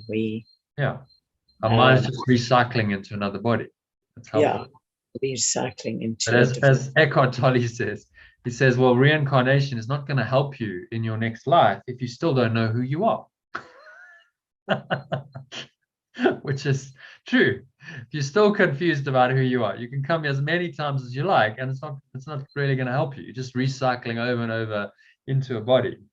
And so our task is to learn who we are while we're here. You know, that's know thyself. That's the injunction, the spiritual call. Who are you really? So he's basically it does exist, but we actually should not make too much of it and get ourselves confused. He's saying it doesn't really. Reincarnation is impossible in the ultimate sense because there is no body. He's saying this whole world is impossible, right? You're living an impossible dream. So the idea of being in a body and being in a separate world is an impossible idea. So reincarnation is part of that. Well, it's also impossible in the ultimate sense because we're living in the impossible, right? An impossible dream. Reincarnation is just part of that. But he's saying, okay, well, now you're seemingly in the impossible dream. If you use the concept to strengthen your recognition of the eternal nature of life, it can be very helpful. You can reinterpret it. So it can be bitterly misused. At least such misuse offers preoccupation, perhaps pride in the past. At worst, it induces inertia in the present. In between, many kinds of folly are possible. So people might go, well, you know, I'm doing this because of my past life. No, I had a past life of this, and so I got all this, you know, and my psychic told me, no, this was your past life. And just question that. Can you absolutely know that is true? No, you can't. So all you can deal with is the present moment. So that's really the focus of the course. Don't go into past lives and, well, you know, in this past life, I was this person. And I was like, I did this and this. And so now I've got this karma. You're making the dream real, isn't it? It can be very misused. Instead of saying, okay, so what's arising now? What's arising right now? I'm feeling resistance. It doesn't matter where that arose. That's irrelevant. Well, the only thing that matters is, can you let it go now? The Buddha, he was asked about, you know, this kind of thing. He said, no, let's not, he said to his disciples, let's not even get worried about that. He used this analogy. He said, if someone shoots you with an arrow and the arrow is sticking into your side and this is killing you and you're bleeding, what are you going to say to me? You're going to say, oh, great Buddha, let me, what is the origin of this arrow? Where did this arrow come from? How was this arrow made? Who made the arrow? These questions are irrelevant. Just take the arrow out because it's hurting you. So that was his answer. Don't get concerned about the origin of it. Just take it out. Remove the thought and the emotion that's the arrow in your sight. So that's all you have to focus on. It's a very, very simple idea, simple teaching. Just focus on, as these arrows arise in your mind, these disturbing thoughts, you observe them and you release them. You let them go. And that's all you have to do. You don't have to worry about reincarnation. You don't even have to worry about understanding the quantum stuff, because that understanding will come as you let go. Yeah, like it did for you. When you had that amazing. When I first, I remember when I first. I'm just boggling my mind here, and it feels sort of like, oh my gosh, no, this is all just too much, too difficult to comprehend and understand. That's what the ego was. It's all too difficult. I just want to run a mile and say, oh, look, let me just, no, this is, no. Let me just retreat into my garden and enjoy the birds and the peace. No. I think I'll stop this course now. It's too hard. This is like head bashing. So he says none of this will matter. Especially with my analytical mind. So I really must stop asking these questions. So practice, just practice. Rather, let me go and do my 35 sentences. Practice the letting go. I need to go now, but I'm very happy to join today. It was very helpful to hear that how unconscious, how deeply rooted this is. Yes. Okay. I'm now doing a session within a Course in Miracles student. We are doing some mindful stuff. So good. Okay. Well, enjoy that. Are we seeing you tonight? Are you going to join us tonight? Yeah, I will. Okay. I guess. Okay. Okay, All right. Katie, bye. Katie. Bye. It would be nice to see Katie. I remember in the beginning I did see her. She's a young girl. She's so cute. She's got such a cute Yeah. little laugh. Yeah. She's young. Yeah, She's in her 20s. She's 25, yeah. Oh, she's very young. Yeah. She's very So cute. I What said work? to her. What work is she? 25. What work does she do, by the way? She's doing she's finished a master's thesis. And I think she's trying to become an occupational therapist.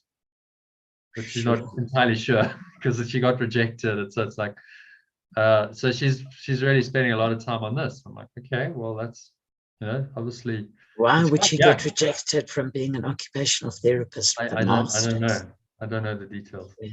I have to ask her. Yeah, So, that's crazy. so So she's a bit of a rocket scientist at 25 with a master's. well, she's questioning. She's questioning the whole thing and saying, well, what is this? What is the nature of this reality? And she's diving into A Course in Miracles. And What she got her master's in? What has she got her master's in? In OT? No, not in OT. Just a no, I think it's in philosophy. I just ask her next time.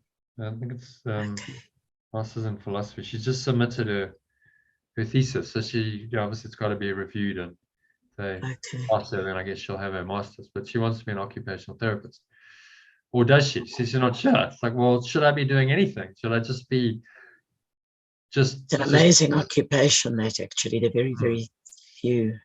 Really, that it's such an interesting field of work, that, especially for someone that's got an open mind, actually. Yeah, it would be sad if someone like herself was not able to get into the course for whatever reason, but that's another story. Would it be sad? Who knows? Maybe not. Maybe she should be doing something else. But if that's what she would do. No, at 28, David Hofmeister was he'd done 10 years of studying in urban planning, and he was in like masters or honor. He's in the master's program or the doctorate program, like really advanced stuff. And then he just let it all go. He said, no, I don't want to do this anymore. And Jesus said, no, you're not really going to have a career. It's like, okay, I'm not going to have a career then. All right. I'm not quite sure how this is going to look.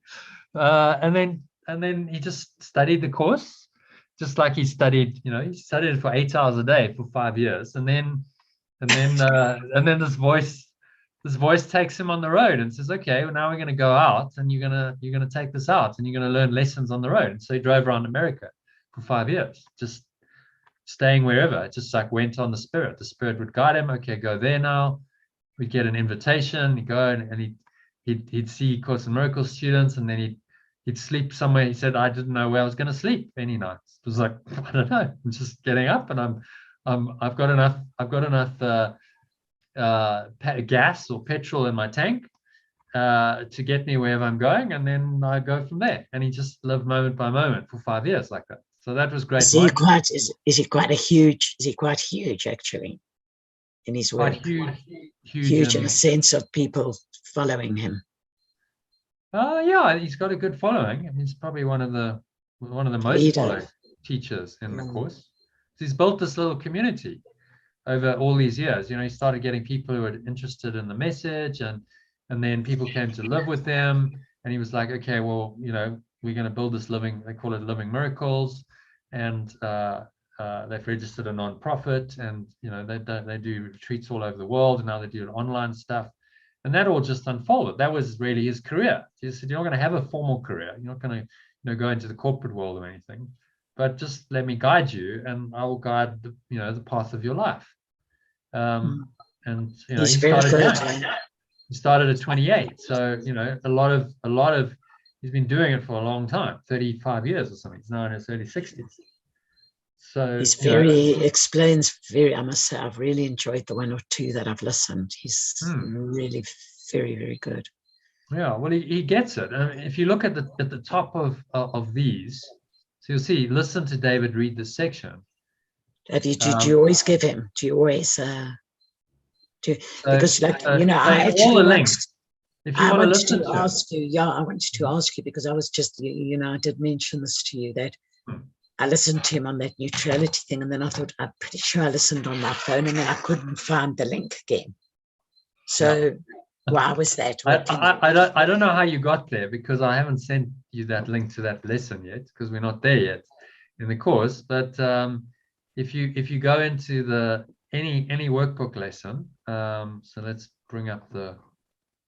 Is this today's? Because I'm just going. I just want to actually just try and understand the format. So if I go into today's, you post the identical thing on WhatsApp and on mail. Well, not identical, but it's similar. It's just short on WhatsApp. So into today's, see here, listen to David read the lesson. There's a link at the top of every page. Just do you always put a link to him? I put it in the email. Yeah. So so I must have picked it up on the email then. So in here, let's just have a look. Probably what happened was I got into the email on my phone, not the WhatsApp on my phone. That's probably what happened. Yeah, I was just trying to understand. So if you click or tap here, David will read it to you. So that's the direct link. So there he goes. Okay. And it's a direct link at that point in this video, and that's also available here. So if you go into the lesson on this page, then there's the link, same link. Yeah. Okay, so that's we'll open up the YouTube video at the point where he starts talking about the lesson. So that's probably what you listened to. I don't quite know. That would have been. No, that would have been. I don't know quite how you got to lesson 16, because I haven't posted that yet. But somehow you must have, because lesson 16 is lesson 16 and 17 on this idea of neutrality. So lesson 16. I sometimes can get things a bit misconstrued as well. I might have made that up. I have no neutral thoughts. So he'll do that there if you want to. And then he took you through this example. As he said, okay, so for example, he took a light. He said, you know, there was, but I'm sure you put that exercise forward as well. So he gave some examples of I do not see this light with any neutrality. Yeah. Okay, so anyway. there's the link to lesson 16. Just sent it to you. So let me listen so I have to no it. neutral thoughts, and he'll take you through it. And then and he has follow on. You know, so there's a whole 14-minute thing. So he talks about the text. He reads the text as well. Yeah. And then he gives a commentary on the lesson as well. So if you listen further in his earlier lessons, he has commentary, and he gets it. David really gets it. He understands deeply.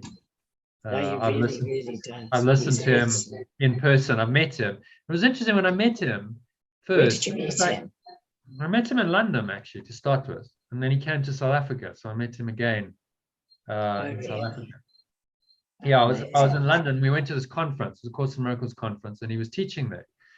And we'd kind of been interacting with him because we'd set up for him to come out for 3 weeks to South Africa. So we met him in the November, and then he was coming to South Africa in the December at this Course in Miracles conference in just outside London.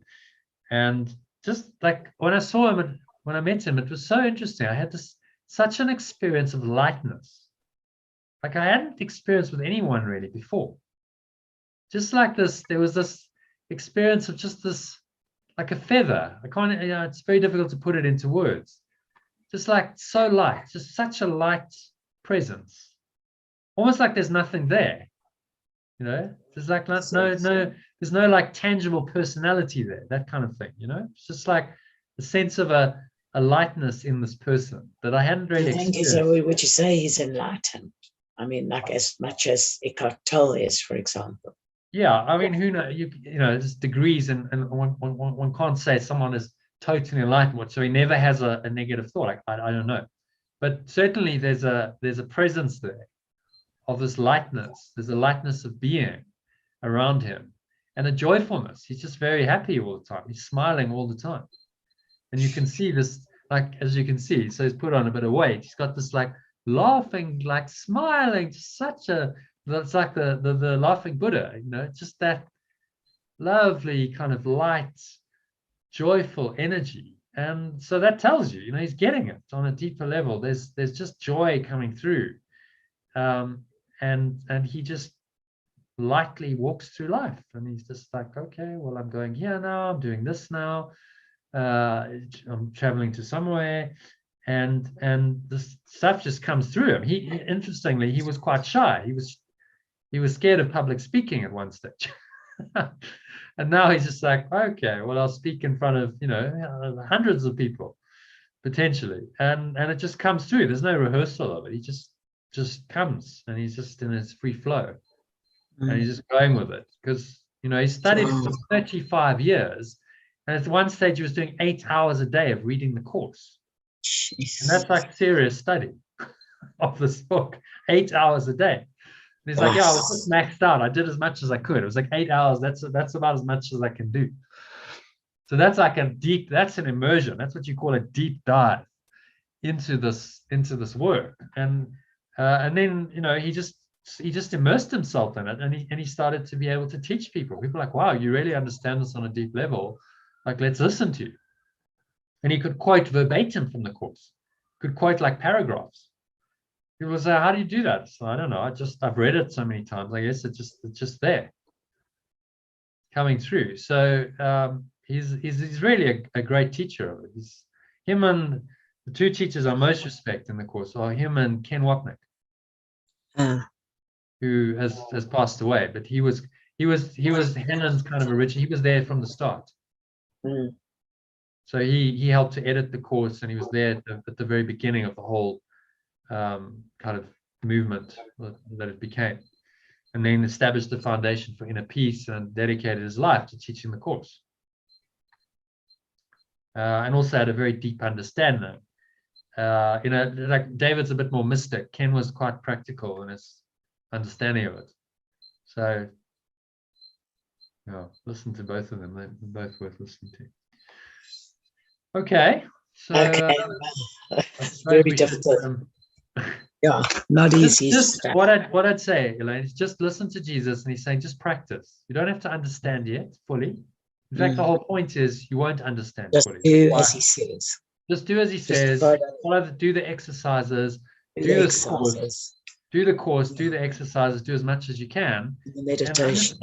Understanding. I found the meditations very helpful. Yeah. So all of it's designed to help you to increase your understanding. Forgiveness is the practice that will increase your understanding of the truth. So ultimately, you know the truth. It's not just a theory. It's not just intellectual. You know it experientially. And that process can take years. It really can, in my experience. It can take years, because it's an unwinding of all of those beliefs. You've taken 61 years to get yourself into this position with all of these beliefs in the world.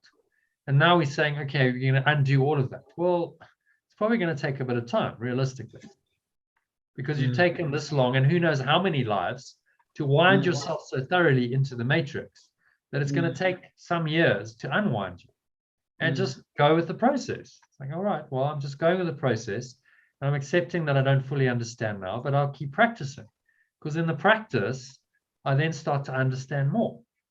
Honestly, I didn't get this 15 years ago. I remember reading the course. I read the course because I wanted to do miracles. So I was into manifestation. So I want to do like Jesus, walk on water, turn water into wine, raise the dead. Oh, that'd be cool. I'd like, it was quite egoic, actually. I did that one on neutral, and I swear I really got it. It was so fantastic. I don't know how, because I haven't really got any of it. I must listen to it. This one you've sent me, see if it's the same one. And I honestly understood it. And then I thought, because I remember you saying, if you understand one lesson completely, you understand everything. And I really understood it. I was just sitting alone quietly. I wasn't even trying too hard. I was not racking my brains like I'm doing now to try and understand the nature of matter and quantum physics. And it's like, okay, I get it. And so it's an experience. And that's ultimately what this comes down to. Experiential understanding. That transcends. The mystics more deeply understand quantum mechanics than the quantum physicists, because they've had an experience that shows them that this is unreal.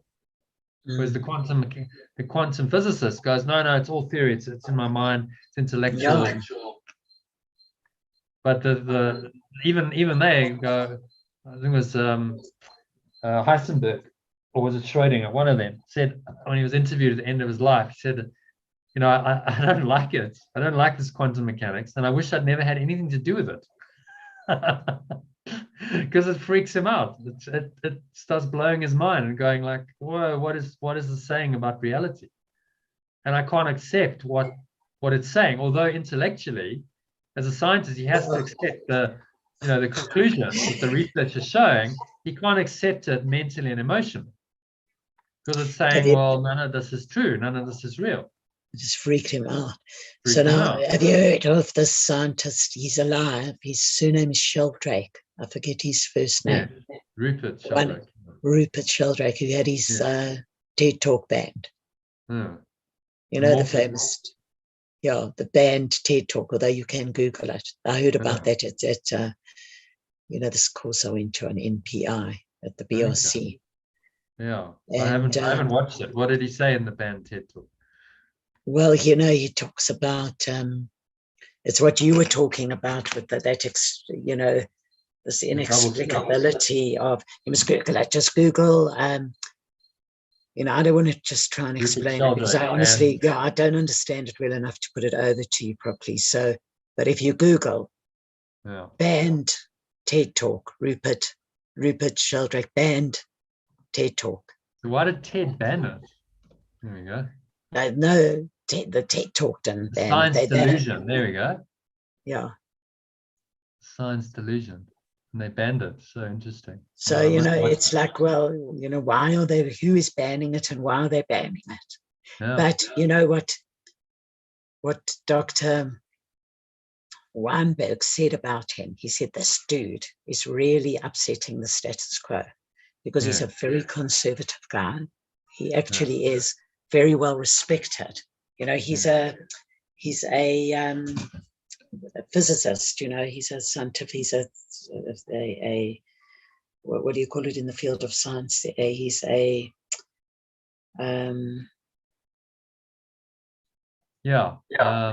experimenter. So I'll watch it.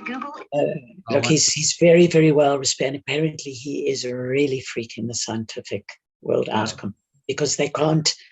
He's not really alternative, or certainly he's not a conspiracy theorist.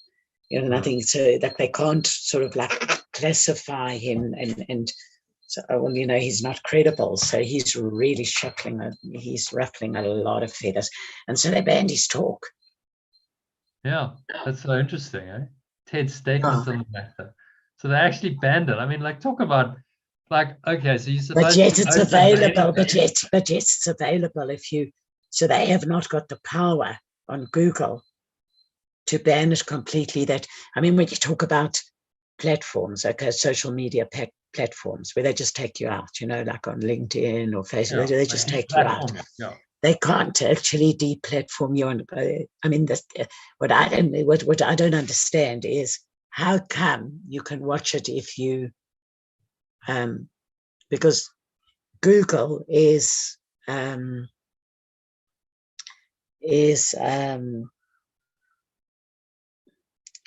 Google is Google is not neutral. Let's put it that way, right? Google has power to do shit, and they do shit. Am I right? Yeah, they censor. So why would they censor? They can censor. So if they are censoring him, then how come you can pick this band talk up on Google? That's what I didn't understand. Well, obviously Google have not. Someone else has uploaded it. That TED is a different organization who, for whatever reason, decided that they're gonna ban this. So was it the TED Talk organization that banned the talk? Yeah. They took it down from their channel.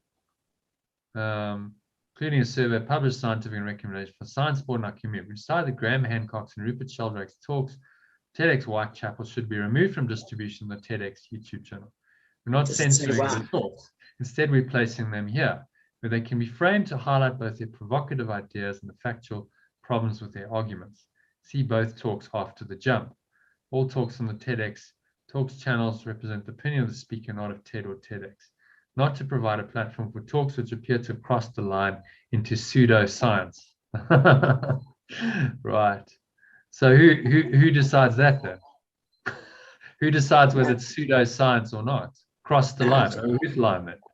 This guy is really shuffling. He's really So this is what he ruffling. says. He's ruffling a lot of TEDx feathers. will cross the line into pseudoscience, contains serious factual errors, and makes many misleading statements. Because the militant atheist bloggers Jerry Cohen PZ denounced me and attacked TED for giving me my talk a platform. Invited to give my talk as part of a TEDx event in Whitechapel, blah, blah, blah. So the problem lies. My talk explicitly challenges the materialist belief system.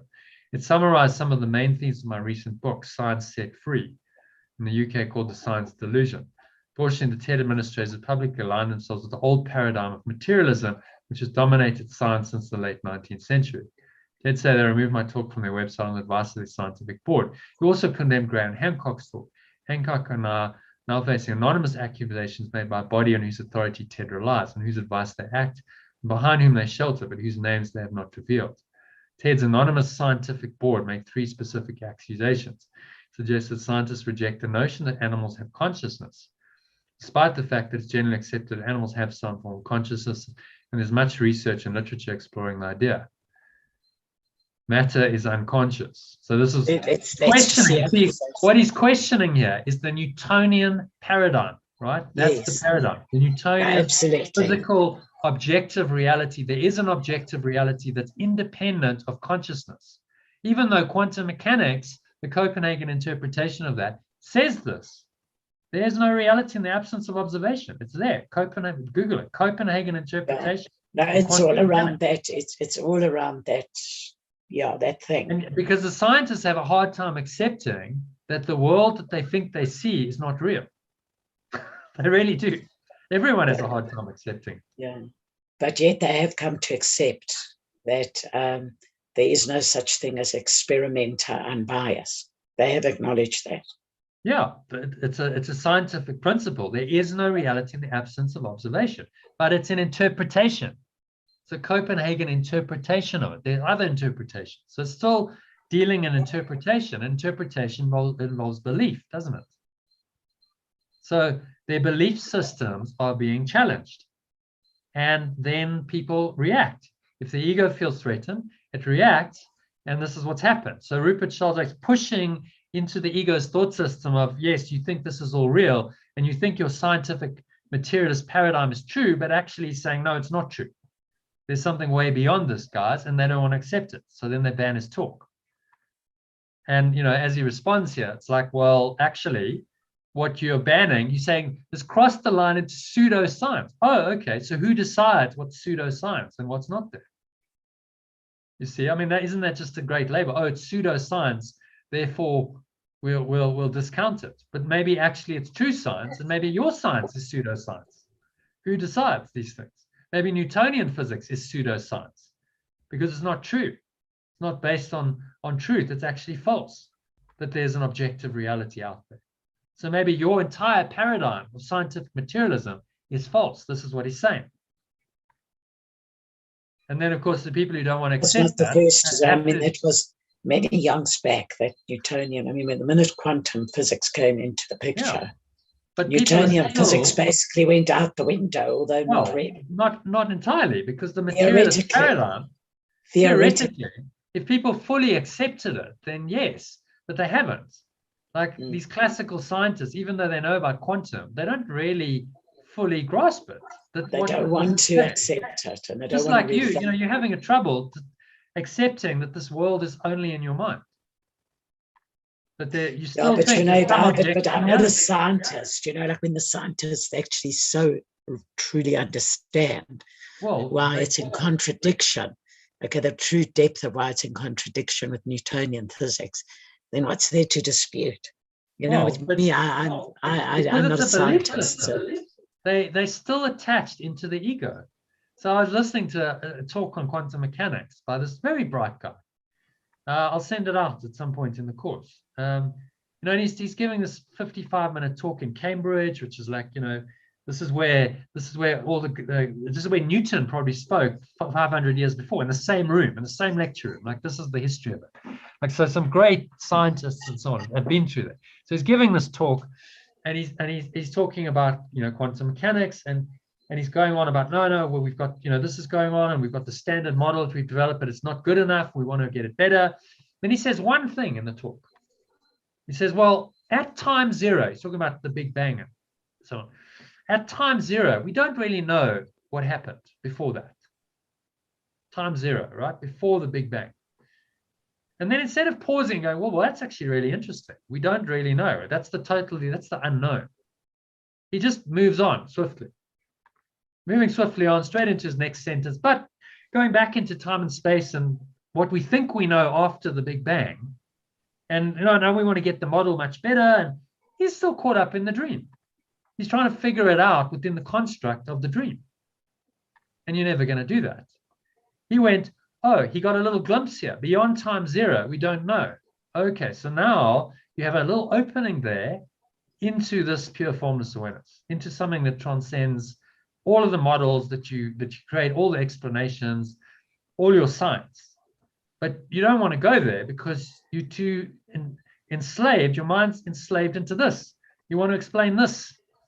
You know, how does this work? What's going on? We want to find a grand unified theory, and you never will, because how can you find a grand unified theory of separation? There's a fundamental contradiction.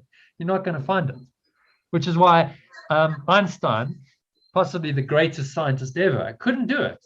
He tried to find this grand unified theory, and he couldn't do it. You know why? No one will ever do it, because you'll never find a grand unified theory of separation. It's not going to work, because the idea of separation is behind it all. So it's split, it's fragmented. Within this construct, you'll never find unity. You might find pointers to unity, but those point you out of the dream. Beyond time zero, we don't know what happened. That's a pointer out of the dream into a state beyond the dream.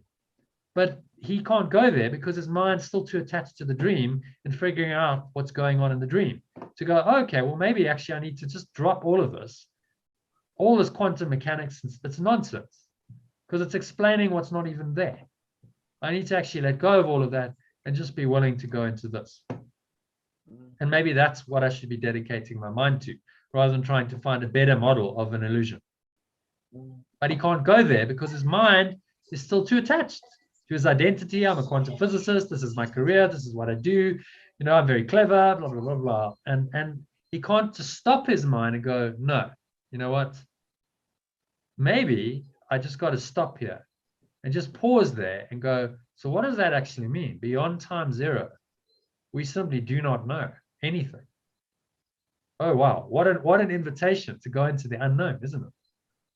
And let go of all of this. And so that's the invitation Jesus is making with each lesson. Just let it all go, because there's something way, way beyond this whole dream. And his job as our teacher is to open our minds progressively and systematically to this God or love or oneness.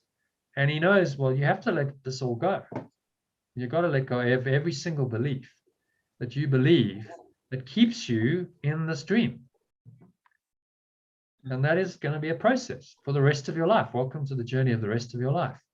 Like, okay, you keep working and you keep doing it and you keep practicing, and things come up, and then you release it and you let it go.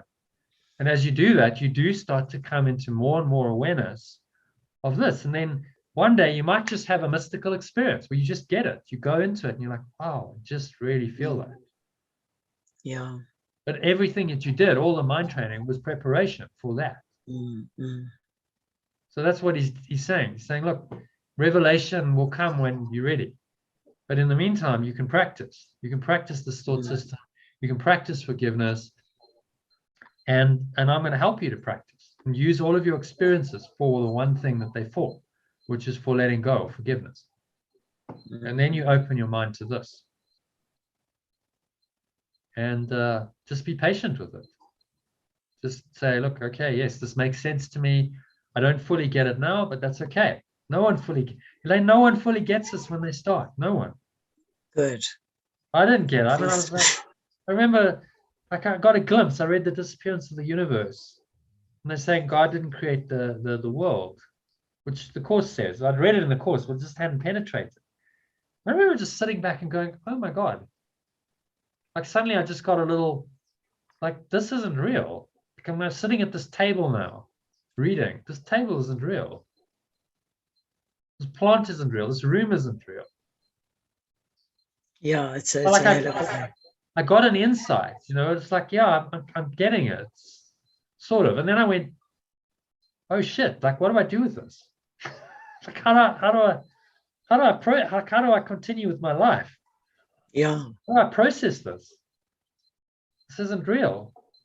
Huh.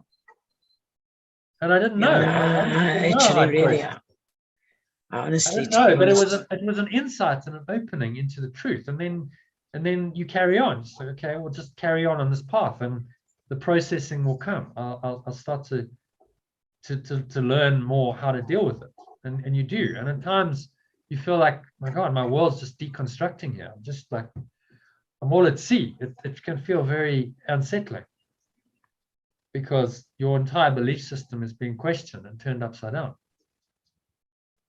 But if you're willing to go through that, you do come to the other side eventually. Like, actually, I know that I would just like to have the breakthrough, understanding that this desk is not a desk. Like, well, it'll come. I Keep just really practicing. would like to understand that. I mean, because I've known that for years, that this has been told, and you know, the little bit I just can't get my head around it. Well, just keep practicing, because as you do, as you more and more letting go, these insights will come. You start to have experiences that then show you that this is true, but it requires the practice first. You know, practice, like anything. You want to master any skill, you got to practice. Well, it's the same thing. Letting go is the skill. It's the one essential skill that you need to learn, and it's the hardest one. It's the hardest thing. It goes completely against everything you've learned up to this point in your life. Pretty much. You've learned how to get very attached to the world. Yes. And very entangled with the world. And now you've got to let go of all of that. You've got to learn how to reverse the whole process. It's the hardest thing, because you're dealing with deep-seated thoughts and emotions, and there's all this resistance. But okay, it's just a practice. I can just practice and practice until I get better at it. And as I get better at it, more and more understanding will come. And you do start to have these insights, and like awakening happens because you're getting this on a deeper level. It takes time. And that's the only purpose of time. The purpose of the rest of your life is to get this and deepen into it. Fortunately, you're only 61, so you might have another 20, 30 years of life. Okay, well, that's okay. But 20, 30 years to get this. All right, well, just dedicate yourself to this. Dedicate yourself to this practice and this path, and allow the Holy Spirit to guide you day by day, you know, moment by moment. And that's what you started with. I often ask for guidance, really. Often ask for guidance, and I actually find I do get it. So I'll just for guidance with this as well. Yeah, just practice, and the understanding of this will come in time. You know, you just have an insight, and it might be around the corner. It might be tomorrow. You just go, oh my God, I get it. I just had an experience, and I looked at the tree, and I just realized the tree is not really there. But the tree is paradoxically one with me. It's not really there physically, but I feel the oneness with the tree. Who knows? You know, these kind of mistakes. Maybe I need to take some more San Pedro. I think next ceremony, you know, because I sort of thought, you know, it's, you know, I really don't do it for recreational reasons. I do it for reasons of gaining insight into truth. And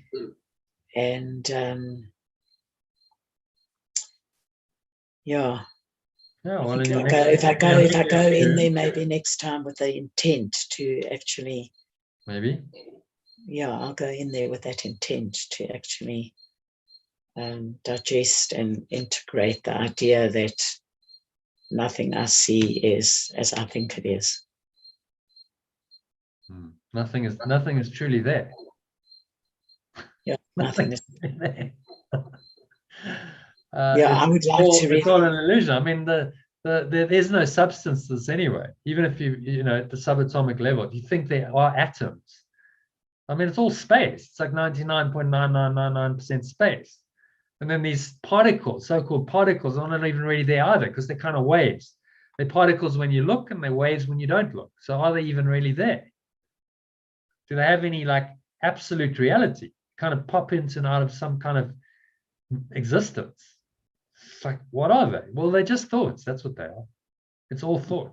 That's why it's so illusory, because it's all just projected thought, which seems to be real. And we've somehow done this, the incomprehensibly stupid thing of projecting our thoughts out and now enslaving ourselves into the belief that they're true and real and that they can hurt us. Very stupid idea. Now we got to do all this hard work to now we undo got to do the work to undo it. Yeah. And you know, it is a task. This is the journey of everyone's journey, is here to undo this dream. So get it. The best people, the people who really succeed in life, are not the people who are the brightest. They're the people who persist and who persevere. Yeah, well, I've definitely got that quality. So I do not lack in tenacity, I can tell you. So you persevere and you go, okay, I'm I persevere. I've got my teeth into this, and I'm just going to go with this, and I'm going to persevere. But I have very low patience. I don't have a lot of patience, even though I have a huge amount of tenacity. So it's a bit of a contradiction. Yeah, you want to get it now. Yeah, but like if I'm onto something that's like, and I'm like, if I set myself a goal, even if it's on an unconscious level, that I need to solve this problem or sort it out or get to the, you know, I just do not give up. I don't. Okay. Well, this is a long term. It's like, okay. So I probably in it for the long haul, because so now we get to the it's now become a challenge. Matrix? It's become a challenge for me. What is this? What is this? I don't give up on a challenge, even though they're very low. I've got the patience of a flea. Like, I'm not really prepared to sit down there for hours and really solve a problem. But I will solve it in the end because of the tenacity, because the tortoise wins the race. I am a tortoise because of the lack of patience to actually really get in there, take the bone and put in the hours and, you know, the discipline and all that sort of thing. Yeah, well, just try and do as much as you can in this course. Get into a rhythm with it. Yeah, no, listen, I'm doing a little bit. I mean, I had that sort of, you know, the Swaziland away, and I'm going to have this other thing away, although I'm going to really try and just do something every day, even if I take myself off for an hour or two. Maybe you can just, you know, really point to me what I need to listen to for an hour or two, just so that I don't drop the ball completely. Yeah. And then after that, when are you going? It's next weekend. Okay. It starts on Saturday, and it's for a week. But I will, you know, we will have a bit of time where they would definitely You'll have internet, will you, or not? I'm not sure. We're going to some place I don't know. We're going to, it's an off the grid place, and there's no electricity, running water, nothing. But that doesn't mean that I won't be able to have mobile data. I don't know. Yeah. If I don't have mobile data, then I won't be able to connect at all. That's hopefully you'll have some connection. Probably. Okay.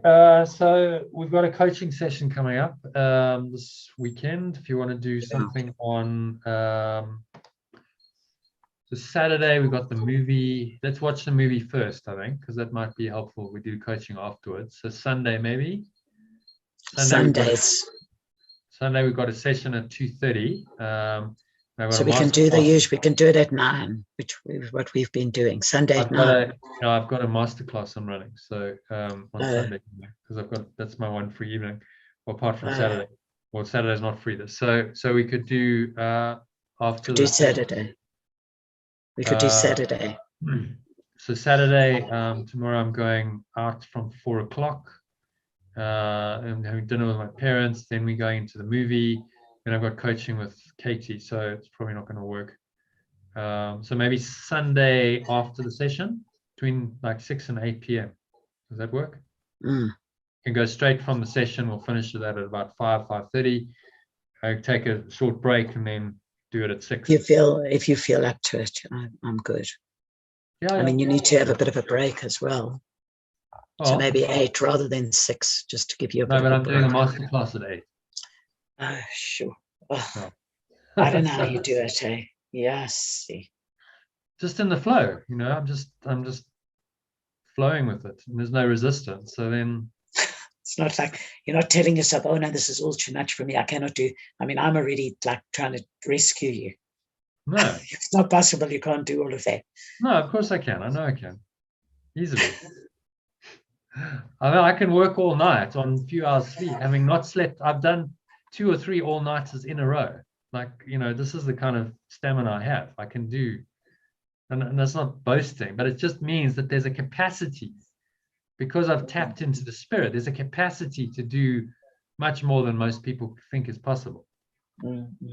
So I Okay, can well, sit great. for hours. So you just let me know. Just drop me a message to let me know. Well, I'll see you tomorrow anyway at Yeah, we'll 2:30 do the session, and Sunday we can. session, and then we'll just go straight into it. So we'll end the group session, and then just take a 5-10 minute break, and then So tomorrow.